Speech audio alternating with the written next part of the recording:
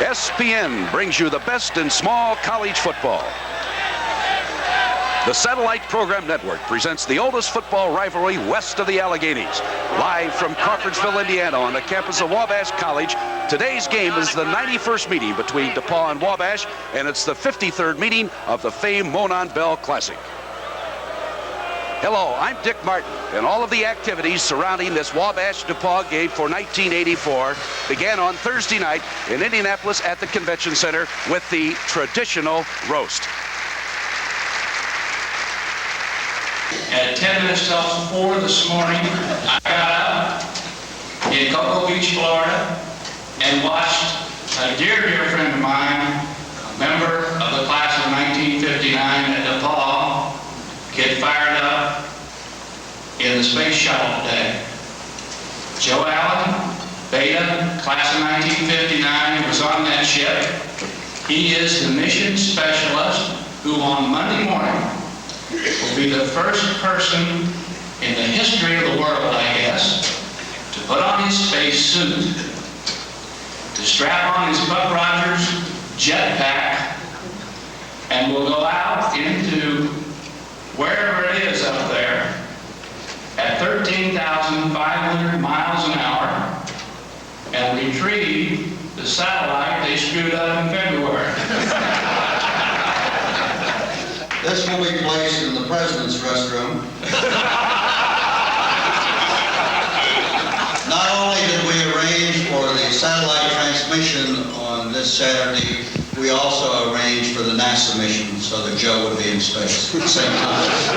It shows some of the extent of our power, in case you didn't know. President Rosser, outstanding Coach Morosis, distinguished roaster and colleague from the great Indiana State University, Don Layden. Guy, it's really nice to be here, and the fellow DePauw men with the Walter Mondales of college football.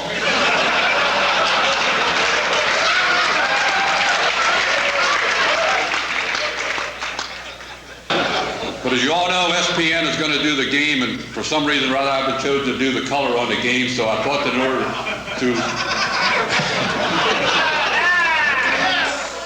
Well, there's a gentleman that you just saw, Tom Mont, who is joining us here today. He coached at DePauw for 18 years, and he's got a phenomenal record in this ball game. 13 victories, only 4 losses and a tie. Tom, nice to be with you. Great, and welcome, Dick, to really the super big leagues of football. This is going to be a great game, and you see all the hijinks that have been going on. I know you're looking forward to it as much as Chris and I are to help you out. Well, let me introduce my other color commentary.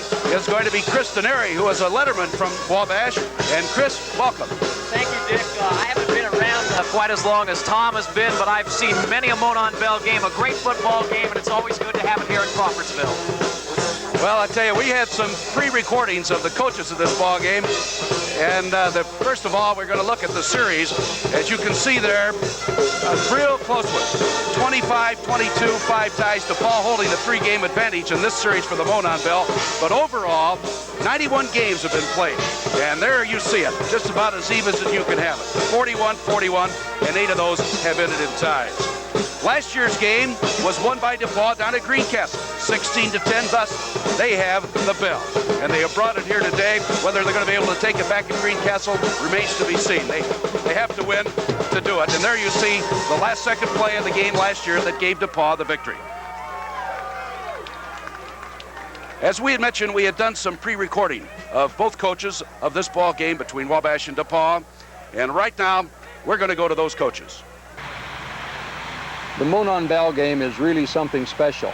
The intensity, the enthusiasm connected with the game is something to behold. You'll see some hitting today. It'll be some of the best hitting you'll see at a Division III ball game in the country. I've really enjoyed it. There's a lot of pressure involved in the game, and the students really enjoy it. The players just love the ball game from both schools. There's just a lot of competitiveness, and you'll see that on the field today. We are very pleased to host the 91st Wabash-DePauw football game on our campus. And this game means a lot to our football players, our students at Wabash, the faculty, administration. This gives everyone the bragging rights for one full year to talk about the best small college football team, to recapture the bell. And we're very much looking forward to playing this afternoon's football game. Well, the captains of today's ball game, and first of all for DePauw, is Rich Bonacorsi, who is a senior from Elmwood Park, and the other captain is Andrew King, who hails from Converse, Indiana. And we did some pre-recording of them. After 4 years of playing football at DePauw, this is the greatest opportunity I'll have as a senior to play in the greatest rivalry in college football today.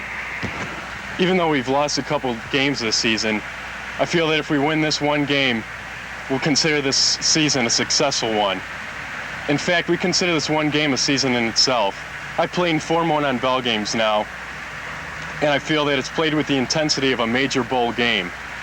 I anticipate another tough, hard-hitting, close football game today. Well, this is my 3rd Monon Bell Classic, and it's an exciting opportunity. The reason I enjoy it so much is because you hear so much about it. When we're being recruited, it's probably the best recruiting tool we have, and I think you appreciate it more when you become a senior and you've played in several games, and it's a fantastic opportunity. Everybody's here, and there's all kinds of tradition. Well, this is my 4th Monon Bell. This is my 4th Monon Bell Classic, and I too am excited to play in it. We expect a lot of fans, and it's our opportunity to show what our football team has. And this year we're sort of seeking revenge because we lost the bell last year, and we want that bell back. Well, there you saw the captains in today's battle, and of course there's been a lot of stories about this ball game. My gentleman on here on my extreme right, Chris Denari, I'm sure can talk about some of the Wabash tales of the Monon Bell. Some of the Wabash tales. Back in 1979, Wabash won. They were down in the closing seconds. Dave Broker, a fine quarterback, a freshman. Wabash came from behind and won. And then 2 years ago, here in Crawfordsville, Wabash a 10-0 season that year, and they beat DePauw 31-6. But everything rides on this game. Whether the records are 2-7, 7-2, this ball game means everything. The gentleman on my right, Tom Mont, coached in this game 18 years, the head coach of DePauw. Tom, you got to have a lot of memories. Oh, yeah, I have a lot of memories, and I know that out in Los Angeles and San Diego, Denver, and San Francisco, and Dallas, Fort Worth, Richmond, Indiana, Washington, D.C. There are a lot of Tiger fans and former Tiger players looking at this game, and I know when they see it, they're going to have the memories. Well, there you see the overall series of the 5 teams that both of these teams played. Just a slight comparison. And the only really lopsided one has to do with Washington University. They're from St. Louis, Missouri. DePauw beat them 42-0. Wabash beat them 34-18. So that's really the only one that's really widespread, gentlemen. Very close. Ought to be a real close ball game here if it lives up to the tradition. If you want to talk about statistics, how we about see that Wally mascot Wabash. right there? Wally Yes? Wabash, that's Dan Reardon from Chicago, Illinois, and he's been in that costume for quite a bit. But if you want to talk, we don't like to talk a lot about statistics, but these ball clubs very even. Both like to do the same type of things. They like to run about equally the same, and they both like to pass the football, so it's going to be very interesting. Tom, here's a tradition that you don't see very often. The toss of the coin. You've got 100 players on each squad that are now joined together out in the middle of the field. And it'll be a hard-fought battle, but after the game's over, why you'll see the same kind of camaraderie and good sportsmanship. Be your umpire.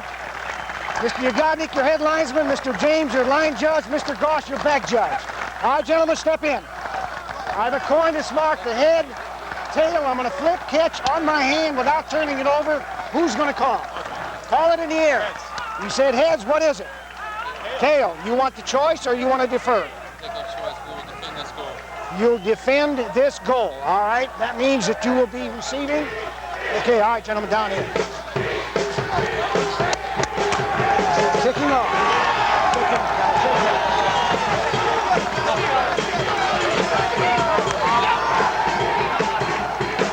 Well, there you have the toss of the coin. And Tom Mont, as a coach, let me ask you. The cost was won by Wabash. They've elected to kick off. Would you do that? Well, yes, I would have done that, but I think what happened, if you didn't notice before the game, but Nicola was not out warming up, and neither was Chip Jordan. So I think the Wabash thought that they're going to start a freshman quarterback, but they're going to be surprised in a few minutes. You know, we had mentioned at the beginning that listening to both coaches yesterday and then here this morning, that they started talking about injuries that I'm sure didn't really exist, because those that said that they weren't going to be able to play are out here in uniform today. It looks like they're going to be the miracle drugs do it. That's right. Dick, it's the Monon Bell game. Injuries go away mysteriously on the Saturday morning of the Monon Bell game. Well, there you see the crowd, and that is situated right under our SPN broadcast booth. And this is where it is, gentlemen. This is really college football. One of the greatest thrills I've ever had, I'll tell you, Tommy. Great, it's just well, somebody hadn't been exposed to Division III football. They get the idea that it's not big league, but you can see now that it is. And it means everything to these young men playing, just as it does tonight over in the Hoosier Dome. So it's a great football rivalry, Dick. Well, there's the officials. The referee is Richie Moore. The umpire is Bob Zurich. Dan Yogadink is the head linesman. The back judge is John Goss, and Doug James will be the line judge. I'm sure that you have heard the music since we have been on the air live here from Crawfordsville, Indiana. And that is the Wabash Band, and the drum that you hear so loudly in the background is being played by the president of Wabash, the Dr. Lou Salter, where his head coach Greg Carlson. He's got to have a little butterflies, Tom Mont. Oh, he sure does. And well, Nick Morose has been around a little longer than Greg Carlson, but Nick feels it too. Well, there you see the two backmen for DePauw, and that is Bart Denning and Marv Llewellyn. And they're going to be awaiting the kickoff from Wabash. The most prolific of all of those runners back there is Bart Denning. He's returned 10 of them, averaged 20.6 yards a carry. His longest has been 35 yards.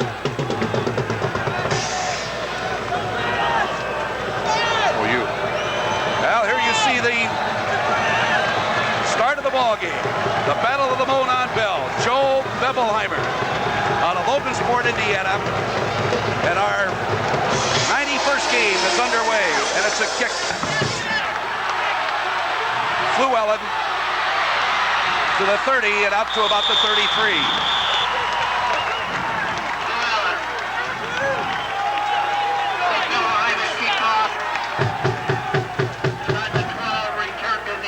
Well, there you see the quarterback, and as we had mentioned, the injury to Tony DeNicola and Rich Bonacarsi, Marv Llewellyn. Timmy Weaver will be the flanker, and he's a good one. Doug Penn and Sky Hofold will be the tight end. Tim Weaver catch one touchdown pass today. He breaks a school record for touchdown passes in one season. It's going to be interesting to see the quarterback here. DeNicola. It's up the middle. Rich Bonacarsi. Mike Worthington out of Danville, Illinois. The defensive end for Wabash was it on the tackle. There's the offensive lineup now in the trenches for DePauw, left tackle. And there you see the defensive line for Wabash. The linebackers for the Little Giants, and there are three good ones. There's a freshman in the middle, Tom Jakubowski, and he is a good one. The defensive backs in the secondary, Barry, Kaiser, Hultquist, and Vandergriff. In motion goes Weaver. They pitch it back. Llewellyn sweeps the right side up near the 40-yard line. And therefore is Metzinger and Worthington for Wabash. Dick, the Wabash defense led by Mike Worthington at that one end spot. They have very good pursuit, and we'll have to watch them all day today on the runs, especially the sweeps. Good pursuit, good linebacker play, and again, this football game, I think today will be won by the defense. Well, they're spreading them out, Coach Mont. Well, DePauw runs from multiple offenses. Number 41 was in Spain last year. Not last week, but last year. Here's DeNicola up over the middle. Completed pass, first down to Timmy Weaver. And there's the record. Timmy Weaver out of Wakarusa, Indiana. And you can see by the replay, DeNicola doesn't look like he's hurt too bad. No, he did have he was limping quite pronounced at the beginning of the week, but you get that adrenaline flowing. Tom Evans is flanked out wide right for DePauw on this 1st and 10 at the Wabash 49-yard line. In motion, Weaver to the right. They pitch it back. Llewellyn off the left side. And he was brought down again by Mike Worthington, who has been so far in the ballgame for Wabash all over the field defensively. Give him 3 yards on the pickup. It's going to be 2nd down, 7, DePauw. Mark Llewellyn is a computation math major, so he doesn't need the graphics. He knows what he's doing. He's from Evanston, Illinois. Tommy Evans is out of the lineup, and Scott Plusha out of Maryville has replaced him as a wideout for DePauw. 2nd down and 7 for the Tigers at the Little Giants 47-yard line. DeNicola, the second man through the middle, Llewellyn, and nowhere to go, as it was Bill Brady, a linebacker out of Indianapolis for the Little Giants, a 5'10", 190-pound senior, who happens to be the second leading tackler on this Wabash team, but a flag has been dropped, and it's a legal procedure against DePauw. Replay on that particular action. There you see what tremendous pursuit inside by Wabash and Bill Brady, the tackler. Dick, and the key, if you're looking at number 60 on your screen, Carl Hampton, he played high school football with Mike Worthington, and they started at Wabash since they're freshmen. They're both juniors, and they've had a great hand. 6 men on the line. Refused. So they refused the penalty, as you heard there. 6 men on the line. 3rd down now for DePauw. 3rd down and about 8. And again, they spread them out. Weaver is wide to the left. Here's DeNicola. He's going to throw it way down. It's incomplete. It was intended for Weaver. Good coverage over there by the quarterback, Jeff Berry, for Wabash. So the first punt of the ball game. Mike Sellers is the DePauw punter. He's come onto the field, number 8. He's kicked it 52 times this year and averaged a little better than 37 yards a kick. His longest has been 55 yards. And back is Dave Vandergriff for Wabash. He is one of those that's standing deep. And also Phil Hultquist. Here's the snap. And the kick by Sellers. It's a wobbly one. And it's going to be a fair catch. Taken there on the side by Hultquist. All right, now, no return. And it'll be now first down for the Little Giants. And they'll get their hands on the ball for the first time this afternoon.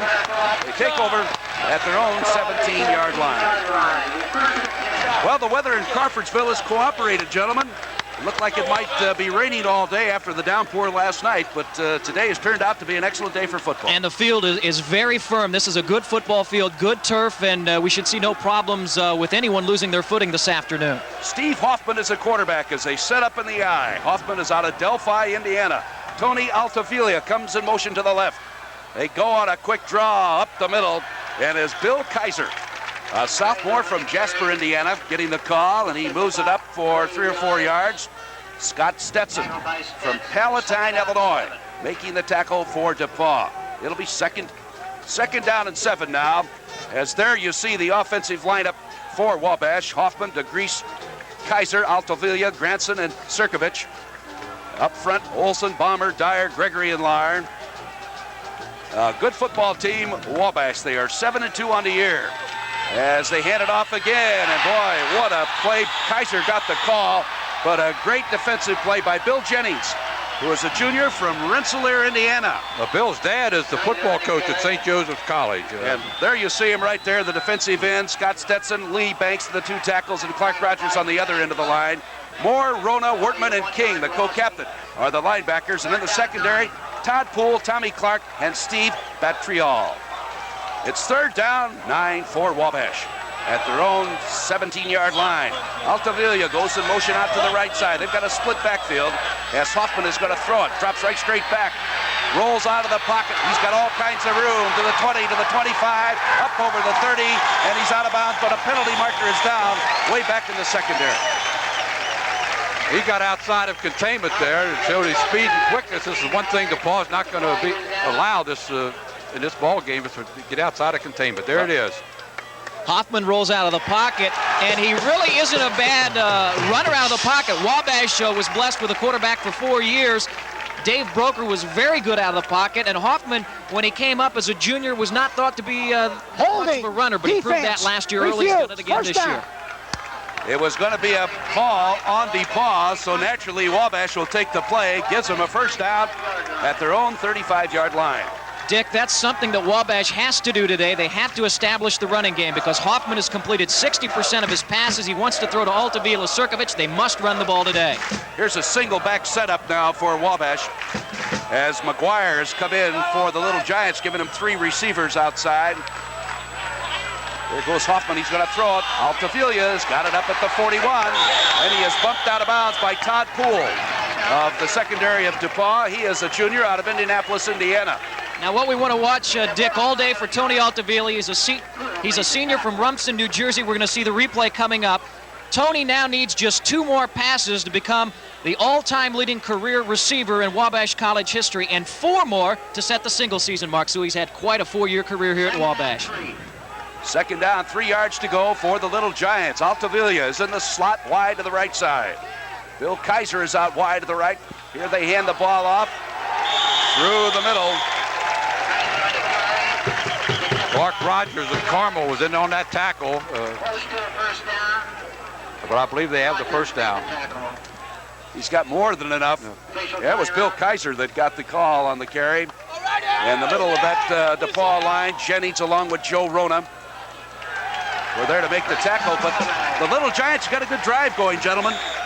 And again, Dick, I think the key is they're establishing a running game. Kaiser, the leading rusher, just a sophomore out of Jasper, and that's something I think that Greg Carlson wants to do today. Granson goes wide to the right. Altavilla in the slot to the right side. The 2 backs are split. That's Gravener and Kaiser. Hoffman on the long count. Gonna throw it. Altavilla, the 40, the 30, look out. He's gone all the way. That was just a simple crossing pattern. One man. I'll tell you, Dick, what can you say about Tony Altavilla? He came to Wabash, doesn't have quick feet, is not very fast, but he has great hands, and he runs great patterns, and you'll see it coming up. Let's watch this replay. Altavilla has caught his 19th career touchdown with this play right here. Hoffman just found Altavilla, and he just ran a perfect pattern up the middle and ran down the left sideline, and now he's just 1 pass away. So Altavilla, a great career here at Wabash. And Dick, he was another young man that was injured last week at Kentucky Wesleyan, not expected to play, but here he is. Here comes the try by Joe Bevelheimer. Beebe will hold it. It's up. And it's Wabash 7, DePauw nothing.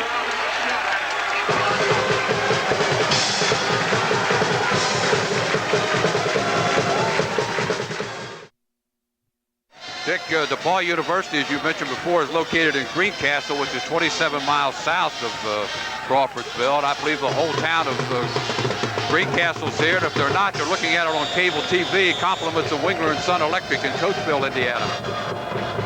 We're going to get a lot of calls, I know, before the day's over, because there's alumni groups all over the United States watching this battle for the Monon Bell. It goes into the end zone, and it's going to be brought out by Denny. Only a 17-yard return. Well, here's Nick Barosas on a few thoughts about today's game.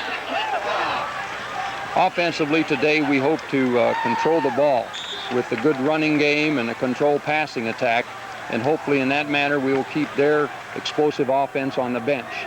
Our opponent today has an outstanding passing attack that we must contain. It's difficult to stop them. Hopefully we'll keep them down to minimum yardage so we can come out on top. Well, welcome back to action in DePauw with a fine screen pass out to the left to Marv Flewellen, and he rambled up to the 34-yard line, and he was bumped out of bounds by Jeff Relue for Wabash. First down for the Tigers. DePauw has a very good screen pass series, and I think we'll see a lot more of this, because I could notice that the Wabash defense was really dropping off, concentrating on Tim Weaver. Well, Flewellen runs well in the open, as was shown right there on that replay. First and 10 for DePauw. In motion, Weaver out to the right. They give the ball back to the big fullback, Bonacorsi, and he fires through the middle up to the 43-yard line.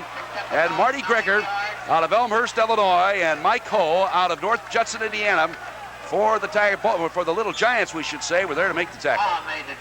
Second down, and, well, the PA says 1. We'll say it's about 2.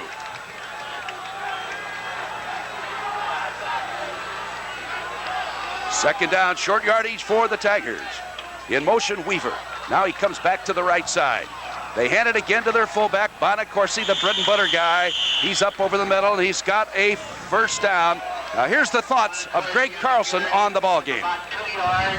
DePauw has a well-balanced offense, capable of throwing the football and running the football. And one of the things that we're going to try to do is establish our offense today, because we feel as long as our offense is on the field, theirs is going to be on the sideline.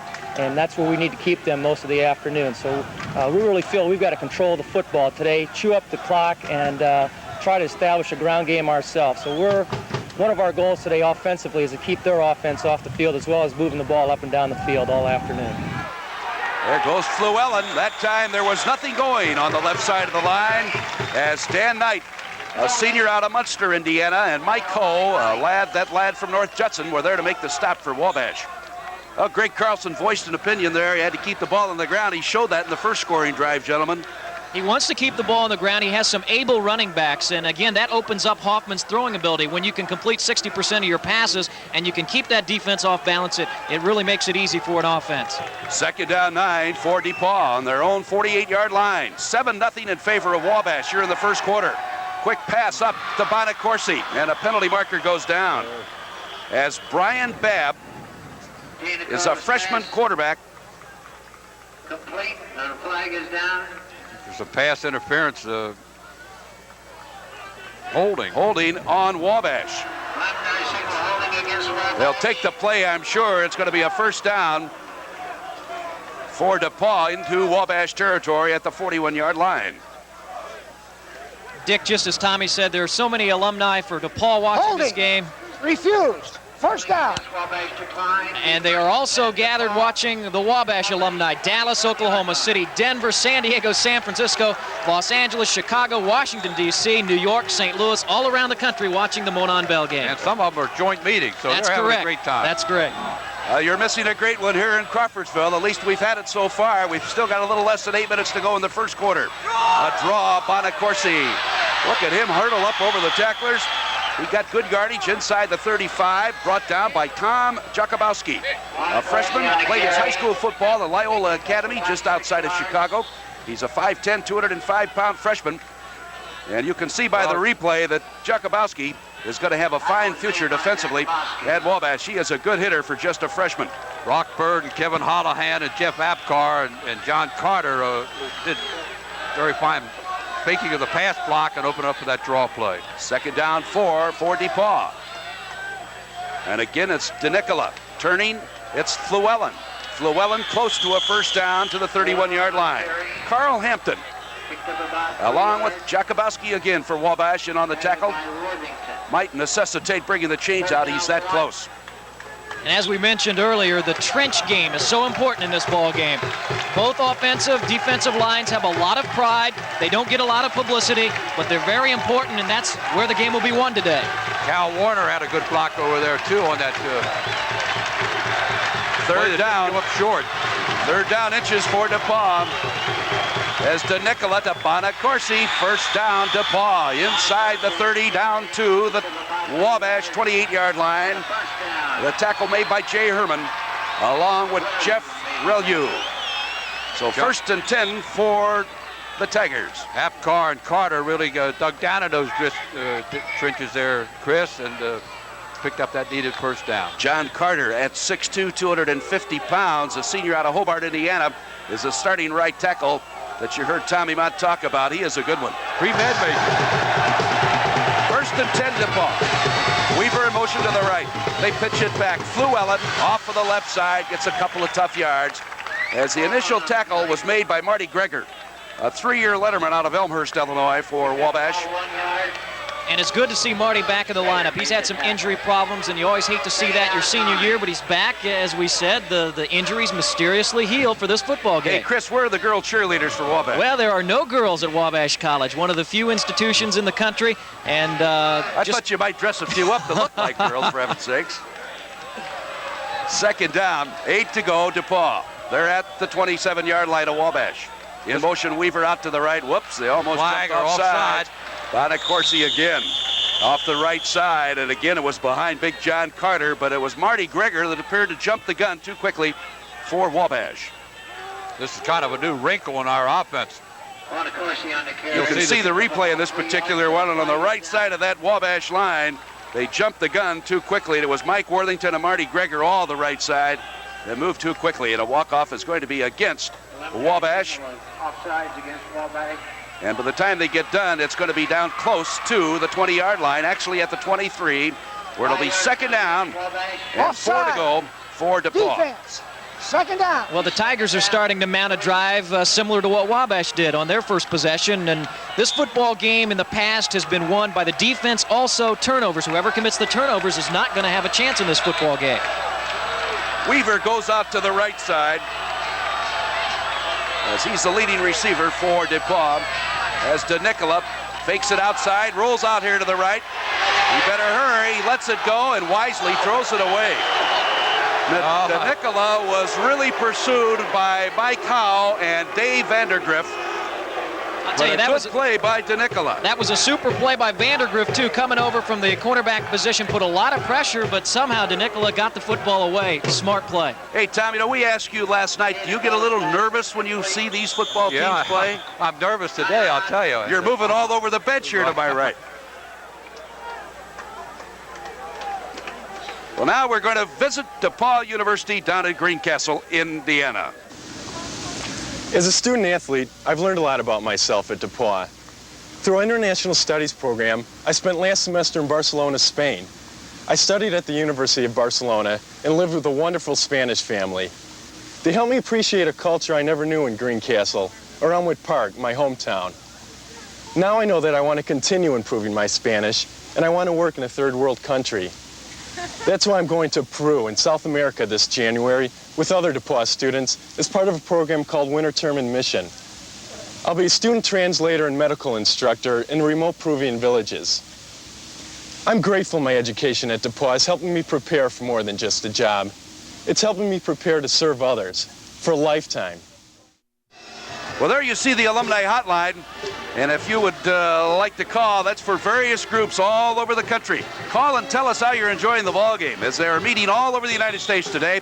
Incidentally, some Wabash DePauw alums are getting together in some locations, and you fellas have been involved with these before. That's got to be a lot of fun. It's a lot of fun. You know, these two schools are so similar. 317-364-4227. Give us a call here, and we'll find out where you're calling from. Third down and 4 to go, DePauw. It's 7-0 in favor of Wabash. We're here in the first quarter, live from Crawfordsville, Indiana. DeNicola will throw it over the middle, intended for Weaver. Almost. And a great defensive play by Marty Kaiser, just a freshman from Jasper, Indiana, for Wabash. Breaking up that pass intended for Weaver. And it'll be now 4th down, and changing the lineup. As coming on is Steve Shadowin, who is the field goal kicker. And he has not been too impressive in that department. He has made only 1 of 9 all year, Tom Mont. Well, you're going to see the second one come up right now. Holding the football. This is about the spot that Tim Beamster kicked one back in the late 60s to win the ball game 9-7. There it is. He's got distance. And it's good. You're right. He got number 2. That narrowed it up, but that gave the DePauw fans something to yell about. With 5:08 to go here in the first quarter, it's now 7-3 in favor of Wabash.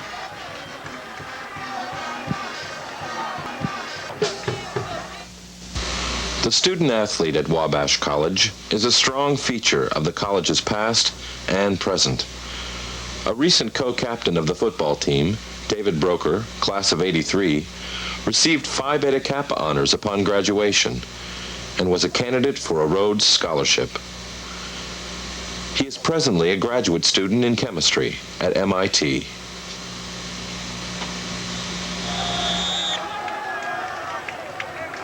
Well, there you have the scoring drive. 12 plays, 61 yards, making it a 7-3 ball game. And here comes the kickoff, kind of a spiral. Riddle will take it at the 9. Riddle, a little daylight up through the middle, across the 25 and out near the 30-yard line. And some little extracurricular activities, which I'm sure is not uncommon for a Wabash DePauw game going on after that run back by Riddle. But the Little Giants get pretty good field position, just short of their own 30-yard line, where they'll have it first down and 10. And again, it's Steve Hoffman in, outstanding quarterback from Delphi, Indiana, a senior. Coming into this ball game, he had thrown for 15 touchdown passes. and completed 60% of his passes. And he's up there and ready to go as they set up in the I formation. Wide left, Altavilla, along with Granson, and a handoff to the right side to Kaiser.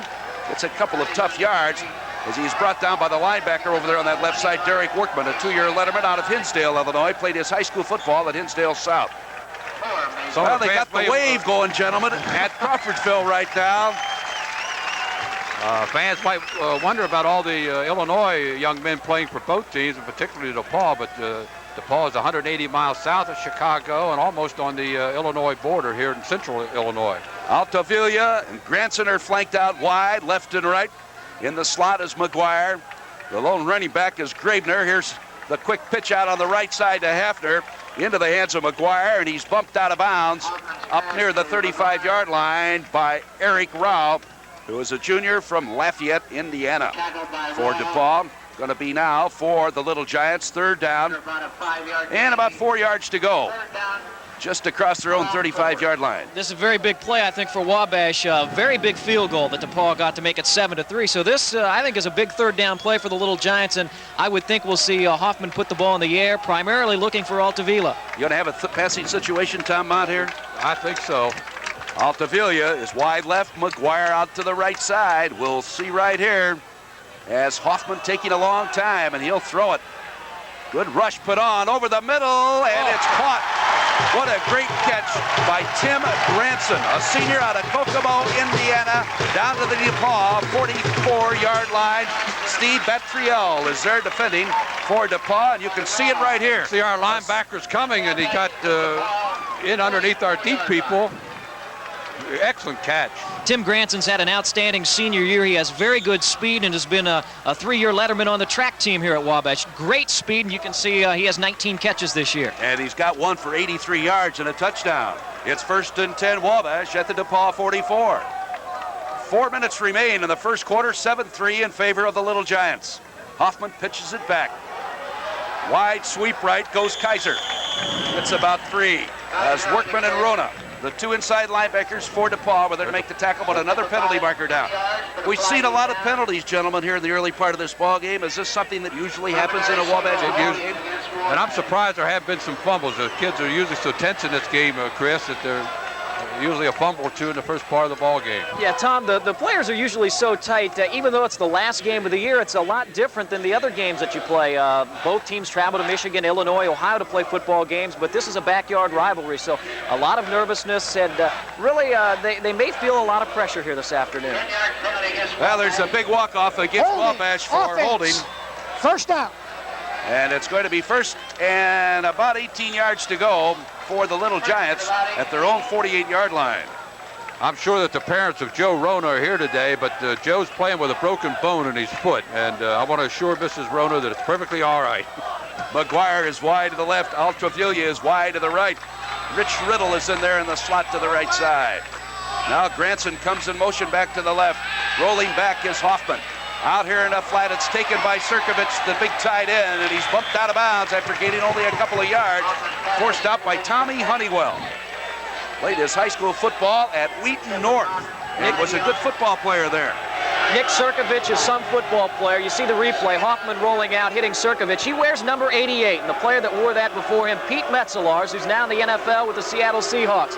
And Nick has had an outstanding career, and I'm sure that Coach Carlson looking for another number 88 next year. Boy, the Wabash crowd is really hospitable to the DePauw cheerleaders, aren't they? All right, 2nd down at 13. Hoffman has got him spread all over the place. He'll throw it again. Good time. Look out. Long one down. McGuire. Touchdown, Wabash. I'll tell you, the big plays are working today for Wabash, and I think the key is they have established some type of a running game. And their offensive line's blocking great, Chris. He had a lot of time to throw that ball. You can see the replay, and you'll see the job McGuire did on Todd Poole, the quarterback for DePauw. Really faked him out on a good move, and he took it in full stride, and Todd Poole couldn't catch up. So Wabash scores again, and it's now 13-3 as we await the kick by Joe Bevelheimer. A few days ago, I had lunch with a prospective DePauw student. He asked me what I liked best about DePauw. Being a freshman, I haven't had the opportunity to answer that question frequently. But as I thought about it, I decided that the most valuable thing I see at DePauw is the chance students have to interact with their teachers. There are students and faculty members here who care about learning and who are excited by it. Many of our teachers go out of their way to get to know students beyond the classroom, whether it's by eating lunch with students in the dormitory, looking at the stars during an open house at our observatory, or even discussing Marxism. The motivation is there. The excitement is there. There is so much to learn, and there are people at DePauw who want to share that excitement of learning. Well, there you had the scoring drive of Wabash and the touchdown pass from Hoffman to McGuire, 48 yards, 71 yards, 5 plays, and I'll tell you, Wabash looks mighty tough right now, Tom Mont. Oh, they sure do. Here's a kickoff. Llewellyn. DePauw's going to have to get to the passer. They're going to have to get to Hoffman. Llewellyn, a little daylight to the 25, breaks a tackle. Up across the 40, and a fine return by Marv Llewellyn, who out of Evanston, Illinois, a 5'10", 185-pound senior, brought down by Phil Scully. So 1st and 10, DePauw. This is their best field position of the ball game so far. I would say DePauw's got to get something going right here, gentlemen. Well, they do. There's still a lot of time. We might be operating under the theory the quicker you get behind, the longer you have to catch up. And here to the right side is Doug Penn. He's spread out about 10 yards. He's out of Carmel, Indiana. In Weaver in motion to the right. Back to throw to Nicola to the weak side. It goes to Bonacorsi, and he rumbles up on that far sidelines in front of the DePauw bench and goes out of bounds. In and around the 47-yard line as Phil Holquist brought him down for Wabash. I would say that everything is going how Wabash wants it. I know that we had a chance to talk to Steve Hoffman and the Wabash coaching staff. They wanted to strike early in case the rains did come because that would affect their passing game, and they have 2 quick scores. Again, Penn out to the right. Weaver goes left. As DePauw sets up in the eye, Llewellyn at the tailback. Right in front is Rick Bonacorsi, the fullback. Weaver in motion right side. There goes DeNicola into the flat. The pass intended for Timmy Weaver. Incomplete. And protecting was Jeff Berry for Wabash. Very interesting concept defensively for Wabash. Tom Mott, you being an ex-football coach, they really set up, originally they say that they play a 4-3, but actually it kind of gets into something a little different than that. They're rotating with the man in motion, and they're putting great emphasis on Tim Weaver. I think they feel if they stop Weaver, they'll stop DePauw's passing attack. But Sky Halford is about ready to catch a big one here in just a minute. Well, they're double teaming Weaver here to the left side as he and Penn both come to the left. DeNicola, Bonacorsi cracks through the middle into Wabash territory to the 49, and it was Marty Greger making the tackle for Wabash. Well, we go now to the DePauw coach for a comment on Division III football. The major difference between Division I and Division III, as I see it, is basically in Division III, where our players are not as large as those players in Division I. In some cases, they're not as fast, and their quickness is there. They're just as quick as those in Division I, but the biggest thing is the size and the speed factor. And as far as the intensity, our desire to win is just as great as Division I. Our young men love the game of football, and they're out there because they enjoy football, and it's not because they're out there for an athletic scholarship that they have to maintain. And then lastly, of course, it's great from our standpoint because we don't have to worry about grades. All our kids are goal-oriented. They know what they want. In fact, we had, out of 115 players, we didn't have anyone under a 2-point last year. Well, DeNicola on the sneaker, 4th down and inches. I believe he's got it. He did. That was a gutsy call, Boy, Tom Mont. That's what makes coaches gray, Dick. And, well, you don't look too gray. No. You got out just in time, right, apparently. You hate to make those decisions. That tackle was made by Kane and Knight. Kane is into the lineup. Mark, just a sophomore out of Elkhart, Indiana. And he's a big one. He's going to be replaced now. Bill Brady coming back in. They have Bill Brady listed as a linebacker, Kane listed as a tackle, and they substitute one another on the field. So that gives you some indication how a little confusing this Wabash defense is going. And I think the thing this year with Wabash, the defense is very, very they're very deep. They bring in a lot of people, and Coach Carlson is committed to playing a lot of underclassmen. That's how Hampton and Worthington played so well, and that's why they're so good. Since so many people are watching this ball game all over the country, and you just saw that glimpse of the Wabash stands, let us remind you that it's about 55 degrees in Crawfordsville. A little overcast. You could almost tee it up and play a little golf, Tom Mont. Sure can. 1st and 10 for the Tigers. There goes DeNicola rolling right. A penalty marker. There is a clip for sure by the interior lineman, John Carter. The pass was intended for Sky Holford, but that was right out of the open. Couldn't disguise that very well. No, but I think if you look at number 78 there, you'll find it clipping behind the line of scrimmage. Got outside of containment. So, two of them. There's 2 flags out there. It'll be a penalty against DePauw, who are trailing Wabash here 13-3 with just a minute and a half remaining in the first period. This wraps up the season for both Wabash and DePauw, and as we said at the start of the program, this is the 91st time that these two teams have battled. Each has won 41 times. There's been 8 games ending in ties. And of course, this game right here is the 53rd matchup for the Battle of the Monon Bell. And we'll have a glimpse of that bell in just a moment, and I'm sure Tom Mont can relate, as well as Chris Denari, to many tales of woe about stealing the bell, hiding the bell, and who's got the bell. And you guys, I'm sure, can reminisce about some of those. There you just saw the walk-off against DePauw, really sets them back deep into their own end of the field. The line of scrimmage now becomes the 36. Interesting enough, Tom Mont, it was buried one time down at DePauw, and they almost didn't find it. That's right. It was buried behind the goalpost, and nobody knew where it was. I didn't know where it was. But there it came up out of the ground. Yeah, there's the penalties so far in the ballgame. We said there have been a lot of them. Actually, only 3. I thought there was a lot more than that. DeNicola will throw it. It's over the middle, intercepted. Pulled out of the air by the inside linebacker, Mike Ho, for Wabash. And it's 1st and 10, Little Giants at the DePauw 40-yard line. Mike Hawes from North Judson, Indiana, and has really gotten an opportunity to play. He started out at one point in his career in the defensive secondary, and they've kept moving him up. He's an aggressive football player, just a junior, and someone for Coach Greg Carlson to build around. Dick, we've got to tighten the defense here.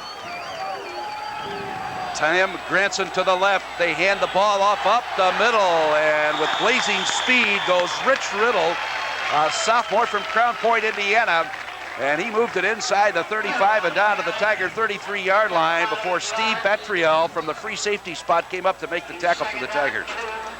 So 2nd down, a little over 2 yards to go for the Little Giants as Timmy McGuire enters that lineup for Wabash. They go with 3 wideouts as they come up to the line of scrimmage. And now they set back. Is Dan DeGrease is in there replacing Gravener. Bill Kaiser is lined up at the tailback in the I. They fake the pitch to the left. The handoff goes to the middleman, Dan DeGrease, and he's got a 1st down. Some trap blocking in the middle. Trap blocking for Wabash, and a 1st down for the Little Giants to the DePauw 28-yard line. And again, it was Steve Batriel along with Clark Rogers making the stop. 1st and 10 at the DePauw 28. 13-3, that's the score as the clock moving to the 32nd mark here in the first quarter. DePauw's getting their defensive signals from Tim Reha over on the far side of the field. I'm sure that he and Eddie Meyer, the defensive coaches, are thinking and working hard on what they can do to stop this attack. Altavilia goes in motion to the right. He and Granson overload to the right. A handoff goes to Kaiser. Swings left, cuts back to the right, and is down near the 20-yard line. And again, Batriel, who has been a real workhorse defensively today for DePauw, was there initially to make the tackle, but not until they picked up a pretty good gain on the play. Well, that's the end of the first quarter with the score. Wabash 13 and DePauw 3. And it's been so far Wabash first quarter for certain. And we'll be back in just a minute. And welcome back to Crawfordsville, Indiana. We're live from the Little Giant Stadium where we're watching this Battle of the Monon Bell between Wabash and DePauw. With Wabash, you saw they're leading 13-3, and they're on the move again. A pass out of the flat to Altavilia. Inside the 20 is wrestled out of bounds at the 14-yard line of the Tigers. And he's put out there by Poole and Batriel of the secondary of DePauw. I thought Todd Poole did a great job there with the little quick out pass. But he stayed on as we had mentioned, excuse me, gentlemen, but the hotline to call here at Wabash at Crawfordsville, Indiana, 317-364-4227, and that rings right into our press box. We want to hear from all of you who are everybody gathering out there. throughout the United States, the Wabash and DePauw alumni. So give us a call. 317-364-4227. First and 10 now for the Little Giants. A handoff up the middle. Kaiser inside the 10. And he's down close to the 8-yard line. And again, Batriel and King for DePauw made the stop. Kaiser's running very hard this afternoon. And going back to the last play, Dick and Tom, I think with that catch, Altavilla now is the all-time career leader in pass reception for Wabash. I believe that's his third today. So another record for Tony Altavilla, the fine senior from Rumson, New Jersey. As we said in the beginning, Chris, Altavilla for Wabash and Weaver for DePauw are going to walk away holding all of the receiving records of both schools. Second down, 4 to go for the Little Giants. They pitch it back again. Kaiser down close to the 5-yard line, and a good hard driving tackle by Joe Rona, helped out by Derek Workman. But Wabash has got the move going. Third down, short yardage at the Tiger 5-yard line. DePauw, I think Tom Mont needs something exciting to happen right now for their fans. They need a fumble recovery or something of that kind. We have to stop him here, Dick. He's turned down 1. Wide to the right, Altavilla in the slot, a little wider out to the right side is Timmy Granson. Crnkovich is a tight end over on the left. Hoffman takes it, gives it off to Kaiser to the left side, and Kaiser can't get in. He needed to break one tackle, but he couldn't shake loose of the likes of Rich Waz, who was a junior from South Bend, Indiana. He got it down to the 3, good enough for a first down. It'll be first and goal to go for Wabash. And now they're on the move, they lead it 13-3. So important. They now have 4 cracks from inside the 5, and I think this is an important drive here. DePauw needs to really put the clamps on Wabash, or you're looking at a possible 19 or 20-3 lead, and that would be very difficult. So first and goal to go for the Little Giants. Wide to the right is Altavilla. To the left is McGuire. They pitch the ball back. Kaiser to the right. Kaiser cuts back and doesn't get in. Rhoda was there to greet him, along with Wortman. And DePauw trying to put up a great goal line stand here. You know, those fans out there, alumni, well, here it is. We get good penetration on the left side of our line. Great penetration inside by Rona and Wortman. You can see it right there. And Batriel up there, too, the free safety. He's had himself an interesting first half so far. Here we have it, second down, 3 to go for a touchdown for Wabash. In motion, Altavilla to the left side. Hoffman is going to throw it. A penalty marker down. A pass was intended for Crnkovich into the end zone and was deflected away by Rich Waz, but the marker is down right at the goal line. Holding. Let's see if we can pick it up in this replay. There is Hoffman. Preliminary signal of holding against And there you'll see Waz deflecting the ball away on a great play. But all of the action was away from where the action was as far as the ball, and it's going to be a walk-off against DePauw. Tell you, a lot of penalties in this football game, and if you look at it at this point, it seems like they've gone against DePauw. DePauw's having some problems, and they've been crucial penalties. You know, gentlemen, as I sit here and see the score 13-3, as we're in the middle, not quite to the second period yet, but Tom Mott did something great when DePauw was losing by this amount at halftime. You changed the jerseys, Tom. We changed the jerseys on them at halftime, and they couldn't handle it. Maybe they forgot who they were playing. That was first down, or the big thing that gives them 4 cracks now from about the 2-yard line. All right, Hoffman to Kaiser. Touchdown, Wabash. It was the blocking up front of Jason Dyer and Tom Bauman.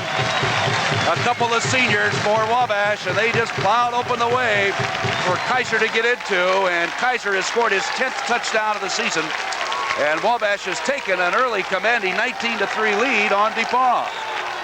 Wabash fans very happy here in Crawfordsville today. Early in this football game, I think if you'd look at a grade sheet that the coaches have, Bauman, Olson, that front 5 would score a near 90 to 100%. They played well this afternoon. Bevelheimer will come in to kick. He missed the last attempt. Beebe will hold it. The snap. The kick is up and it's good, so he connects on that one. And right now, we're going to have to hear what the Wabash coach, Greg Carlson, has to say about this ballgame.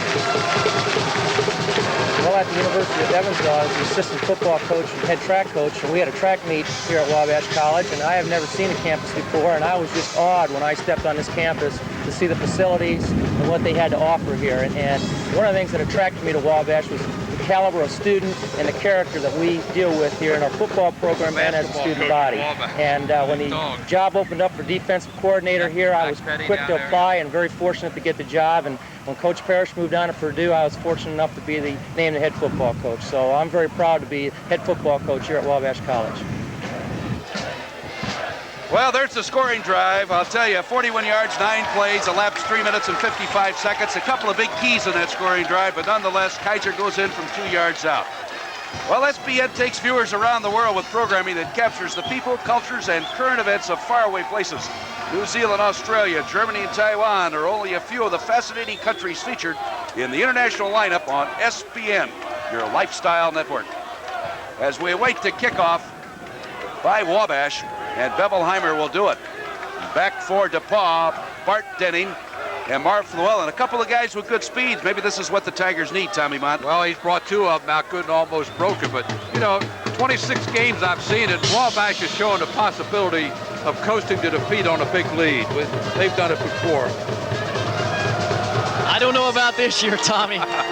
Here's the kickoff. Denning will get it at the 5. Tries to cut back, runs into his own man, up over the 20 and out to the 23-yard line. And it's Mike Hawk there making the stop for Wabash. So first down for DePauw, trailing Wabash 20-3. 12 minutes left to go here in the second quarter. Little Giant Stadium in Crawfordsville, Indiana. And at the top of the show, we said it was overcast, but it's not real cold. It's about 55 degrees right now. The rain hard last night, but it's not raining at game time. And back to throw to Nika.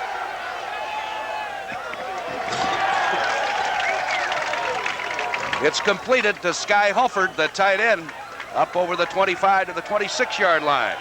I think you'll see him go more to Halford in our backs out of the backfield because Wabash is doing a fine job on Tim Weaver. So second down, 6 to go to DePauw. Weaver comes to the left side. Over to the right side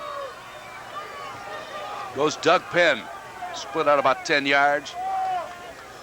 They split the 2 running backs this time. Danica goes back. He's going to throw it. It's out on the flat. It's taken by Weaver. One-on-one situation. Shakes loose. Still on his feet at the 40, the 45, and is finally wrestled out of bounds by number 59, Jay Herman. But I'll tell you, he did a great job on the quarterback of Wabash, Marty Kaiser.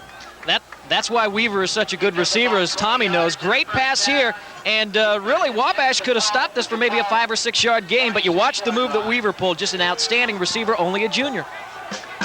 So first and 10, DePauw at their own 46-yard line.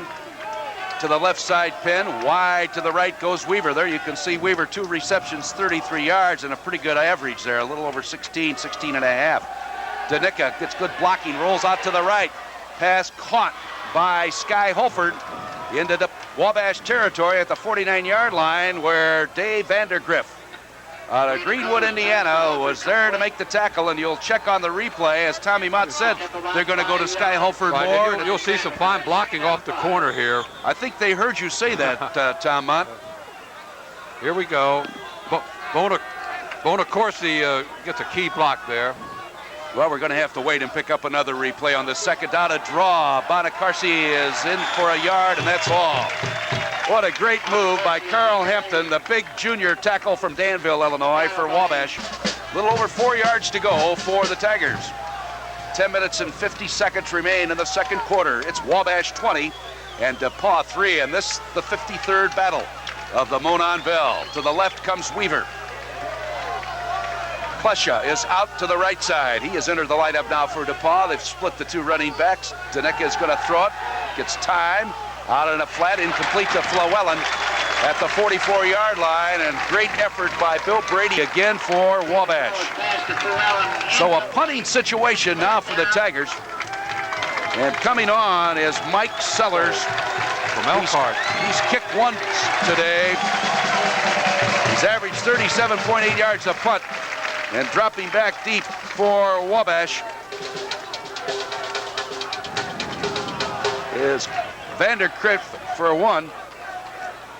And Phil Hultquist is back along with him. Here comes the snap. Here comes the kick by Sellers. It's a good high spiraling kick. It's taken by Vandergriff at the 7. Gets a block up across the 10 and is wrestled down at the 13-yard line. And now let's go to Wabash. Wabash may be a small college, but its graduates have achieved great things. At a recent commencement, 2 Wabash men were honored by their alma mater with honorary Doctor of Law degrees. Paul Tippett, class of 53, chairman of the board of American Motors Corporation, and Mitsuya Goto, class of 55, general manager of Nissan Motors, Europe. These 2 men who were at Wabash together have gone on to become leaders in the automotive industry in the United States and Japan. Well, Steve Hoffman with the Little Giants has got his team up and ready to go. A handoff through the middle goes to Fred Clemens, and Clemens has entered the lineup here today for the first time. He's out of Muncie, Indiana, just a sophomore, brought down by Stetson and Banks, the 2 tackles, and that front defensive line for DePauw. Rich Riddle is coming into the lineup for Wabash, and he's replaced Bill Kaiser. Wabash leading 20-3. They have it second down, 7 at their own 14. Hoffman. Incomplete, intended for Crnkovich. Dick, we've just heard from Bob Gibson, played tackle for DePauw in 1959 at 60, and he's with the DePauw group out in San Francisco with 30 to 40 DePauw alumni and 20 or 30 Wabash alums. So we know we have 50 or 60 people out there looking at us. Well, DePauw's winning that ball game. They got 20 more visitors there than Wabash has. Third down for the Little Giants. Third down and 7. They never lost to Wabash. Big tackle. Good to hear from you, Gibby. Third down at their own 15-yard line. Steve Hoffman. He's going to put it up in the air. Boy, he's got all kinds of time. Now he's going to roll out. 15. Bumped out near the 20-yard line by Tommy Honeywell. And again, leaves him short of the first down by about a yard. So it's 4th down, and Wabash is going to come in to punt for the first time this afternoon. And in to do the kicking is their tight end, Nick Crnkovich. On the year, he's kicked 45 times, averaged 37 yards. His longest has been 60. And back for DePauw is Tim Weaver. Tim Weaver along with Rich Waz. They're standing back at the 40. We're starting to get a little wind here now, and Crnkovich will be punting into the wind. He'll be kicking from the 10. Weaver doesn't travel too deep, but Weaver gets a fair catch at his own 48-yard line. Good field position for the Tigers. 1st and 10 for DePauw. Chris, we got to do something here, right? You hope we don't, but we're going to do her. How about razzle-dazzle, Tiger fans? What? How about a little razzle-dazzle? Oh, yeah, well. Well, we've got another call there, Chris. We have Dudley Miller calling, and I had the pleasure to work with him when he was with the admissions department at Wabash. He's calling from Isle of the Palms, South Carolina. He says it's 75 degrees there. He's watching the SPN broadcast. Great. 1st and 10 for DePauw at their own 48-yard line. Danica hands it back Fluellen. Boy, nowhere to go that time. What a great play by Carl Hampton. Boy, he's become a thorn in the side of that offensive line. Just look at this on the replay. Watch Hampton's pursuit. Hampton is one of those that decided to come to a Division III school, get a good education, play some football. He and Worthington on the Wabash team, recruited by Division I schools, as I'm sure some DePauw players were, but they decided to play football here at Wabash. 2nd down. That play lost him a yard and a half. We'll call it 2nd down and 12. Danica is going to throw it over the middle. Weaver incomplete. A great play. A great defensive play by Tim Metzinger of Wabash. Deflected the ball just as Weaver was ready to catch it. Well, Danicka's getting more time now than he did earlier in the game, and I think this is a good omen. We've had some people open now. Going to get a big one coming up in just a minute, Dick. We can be partial up here, you know. No question about it. You can be partial as well can Chris. Right. Well, he's too good a sport. 3rd down for DePauw at their own 46-yard line. To the left side is Penn. To the right side goes Weaver. They split the two running backs. Danica puts Weaver in motion back to the wide side of the field, fakes the running play, drops back. Now he's going to throw a screen pass over to the weak side to Bonacorsi. Breaks a tackle. Bonacorsi still moving inside Wabash territory and across the 45 and down to the 43-yard line before Timmy Metzinger. Well, that was a big play right there. Rich Bonacorsi, you know, he's another young man that had a chance to go to a lot of bigger schools. Been nominated this year for an NCAA Scholar Athlete. Spent last semester in Spain. Well, just what college football should be, Dick. No question about it, Tom. Here they go. They're going to go for it. They need about 2 feet. Fourth down for DePauw at the Wabash 43. In motion, Weaver back to the right. To the first man through, Bonacorsi, and boy, on second and third effort, he gets enough for a first down for the Tigers. Wabash was in a goal line defense there. They do that on the 4th and short, but great second effort by Bonacorsi. Well, the calls are coming in right now. There's another one for you, Tom. Right, Mark Fraser, Dr. Fraser down here, center, had some great games up here in Crawfordsville. Played on our late 70 or early 70 team. They're down in Columbus, Ohio. And Pat Honey, a Wabash alum, he compliments SPN as we all do. Great coverage today, and it's just an outstanding effort by the two schools and SPN to bring this ball game nationwide. Danica for DePauw fires out into the flat, and it's taken there by Tommy Evans on a fine catch by Evans. Well, there you'll note as SPN is going to become very involved with college football, and you can see what's ahead as the Division III finals of the NCAA will be on December the 8th. And that ought to be a good one. Let me put a great plug in for the Division III finals because yours truly is a member of the Division III football committee. That game's played at Kings Island with the Hall of Fame, and the kids just love it, Dick. It's on the Satellite Program Network on December the 8th. Bonacorsi, look at him go all the way down to the 21-yard line of Wabash. And finally, DePauw has got a little fight going to him offensively. Wabash defense has to start playing as they did probably about 6, 7, 8 minutes ago. They've given up some ground, and 20-3, this ball game, you see Bonacorsi on the replay. Great second effort. It took 3 little giants to bring him down. Boy, Bonacorsi at 6'1", 212 pounds. Played at a mighty tough high school, Fenwick, in the Catholic League in Chicago. First and 10 for DePauw at the 21 of Wabash. Danica up the middle, Bonacorsi again, and he gets about 4 inside the 20 down to the 18. Brady and Herman. Yeah. And Two Bird, linebackers for Hollahan, Wabash. and Apcar, and John Carter, and Cal Warner, they're starting to move the Wabash defense. They've kind of taken the charge here this last 5 or 6 plays, Chris. I think you haven't seen also Wabash early in the ball game was rotating some linemen in, and they've gone with some people now that have played quite a bit now. Worthington, Knight, and Hampton, they may be getting a little tired. Well, Tony DeNicola is the quarterback right now as he goes on 2nd down and 6 to go for DePauw. Gives it back to Llewellyn. No place to go. Well, the blocking fell down on that right side. Carl Hampton again. Big number 60 for Wabash was there to make the tackle. And I'll tell you, he's a good-sized lad. 5'11", 240 pounds, and he is just a junior. He had a chance to cut back. It's easy to say up here in the booth, you know, but there was a hole there, but he... 3rd down, and there's going to be a timeout taken by DePauw. They need to get organized as Tony D. Nicola is going over to Nick Morozes to, I'm sure, have a bit of discussion. And there's a great journalism tradition at DePauw University, by the way. Indiana's first college newspaper was founded at DePauw. And 75 years ago, 10 DePauw students founded the Society of Professional Journalists, the Sigma Delta Chi. Today, the Society is the world's largest honor organization for journalists. And that's why DePauw University is proud to play host November 16th to 900 American journalists who will come to the university for the 75th anniversary National Convention. DePauw University is making a major contribution to a strong and vibrant free press in America. Well, this is the 53rd battle for the Monon Bell, and Wabash so far has had the best of it. They lead at 20-3. Still have 5.5 minutes left in the second quarter, but DePauw has got some offense going, and when play resumes, it'll be 3rd down and about 7 yards to go for a first down. There is the hotline number, 317-364-4227. You call us right now. 317-364-4227.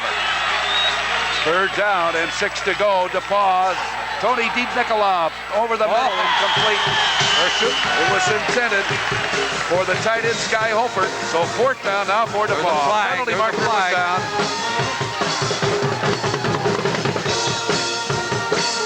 Well, in case you're having a little problem hearing wherever you may be, we've got the Wabash band in full gear. They're about 15 feet away from us, gentlemen. The president of Wabash is the drummer. And Chris is going to be talking to him. I hope he... This is a big penalty here for DePauw. This helps.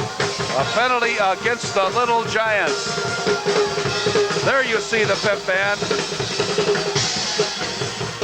And there we are, gentlemen. Let's give a big wave to the cameras of SPN. Personal foul. As you can hear there, the penalty. First down. So first and goal to go to DePauw. The big break in the game for the Tigers so far at the Little Giant 9-yard line. Tony DiNicola has got him up with a split back offense. Weaver in motion back to the left side.